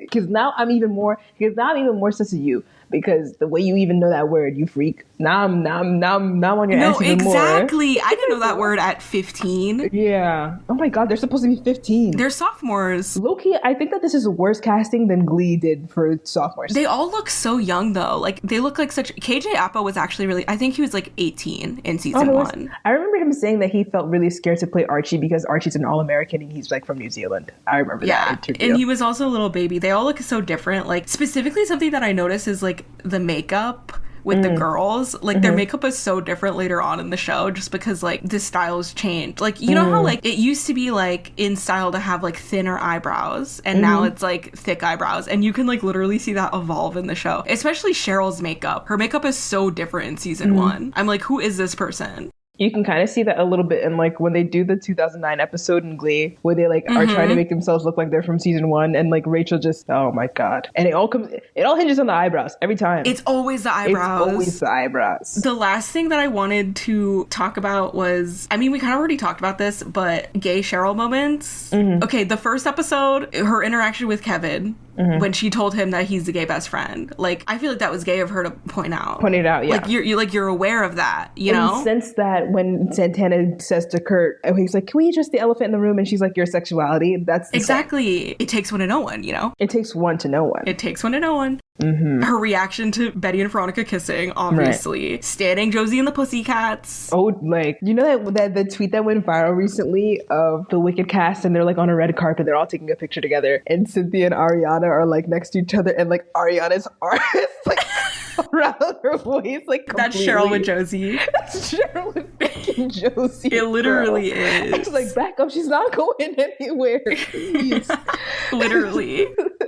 And also, when Cheryl has her house party at the end of the episode, Tegan and Sarah is playing. Do you know who Tegan and Sarah are? They're the ones who sing "Anything Could Happen, Anything." No, that's Ellie Goulding.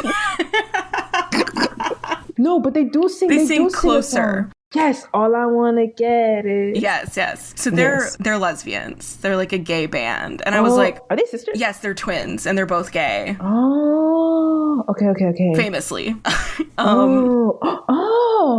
Cheryl, you're telling me you're playing Tegan and Sarah at your house party? Like, the closet's made of glass. I'm sorry. Made of glass. And then obviously in the second episode, the scene with Betty and also her and Josie. We established this. But I really am determined, like, I can get a gay Cheryl moment out of every episode, even though I'm sure. she wasn't gay yet. You do that and I'll be looking for bisexual Betty. All right. Yeah. I mean, let's go. I mean, and that doesn't happen until like 5 seasons from now. It's happening now. It's happening right now. It's you should look at the eyes that she's making at these girls. Like, she's making so many eyes. Like, stop with the eyes. Stop with the eyes. It's Lily Reinhart. It really is. It's just Lily Reinhart who has a crush on all the girls. That's me. Yeah, that's real. That's not Betty on screen. That's Lily. That's Lil's. It's true. Yeah, I think that's all I have to say. My last note is, dude, that shit had me gagged. When I first watched Cheryl getting arrested, that shit had me gagged when I first watched. So that, like, and then also the shit with Jason, like, oh, he'd been dead like a week later or whatever. And I was like, really, like at the it was another great ending. Like, the first episode had a great ending, and this episode had a great ending where it's just like, even with all the bullshit and the jargon, and I don't understand what they're saying most of the time, and Jughead's annoying, and Veronica keeps wearing her pearls to school even though I should rob her, I'm still brought back to the roots of, and on top of the bullshit of the Grundy of it all, the worst of it all, I'm still brought back home. That's what I'm saying with, like, me being a season 1 hater, but I'm like, I'm invested.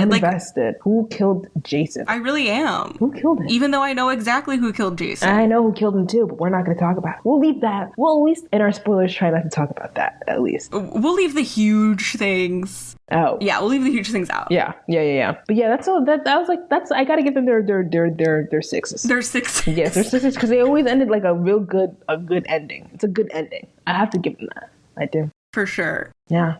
Well, I hope this wasn't too long for people. Well, I don't think the episodes will be this long in the future, but we had a lot to talk about. You learned our lesson. You learn your lesson as you go on, you know.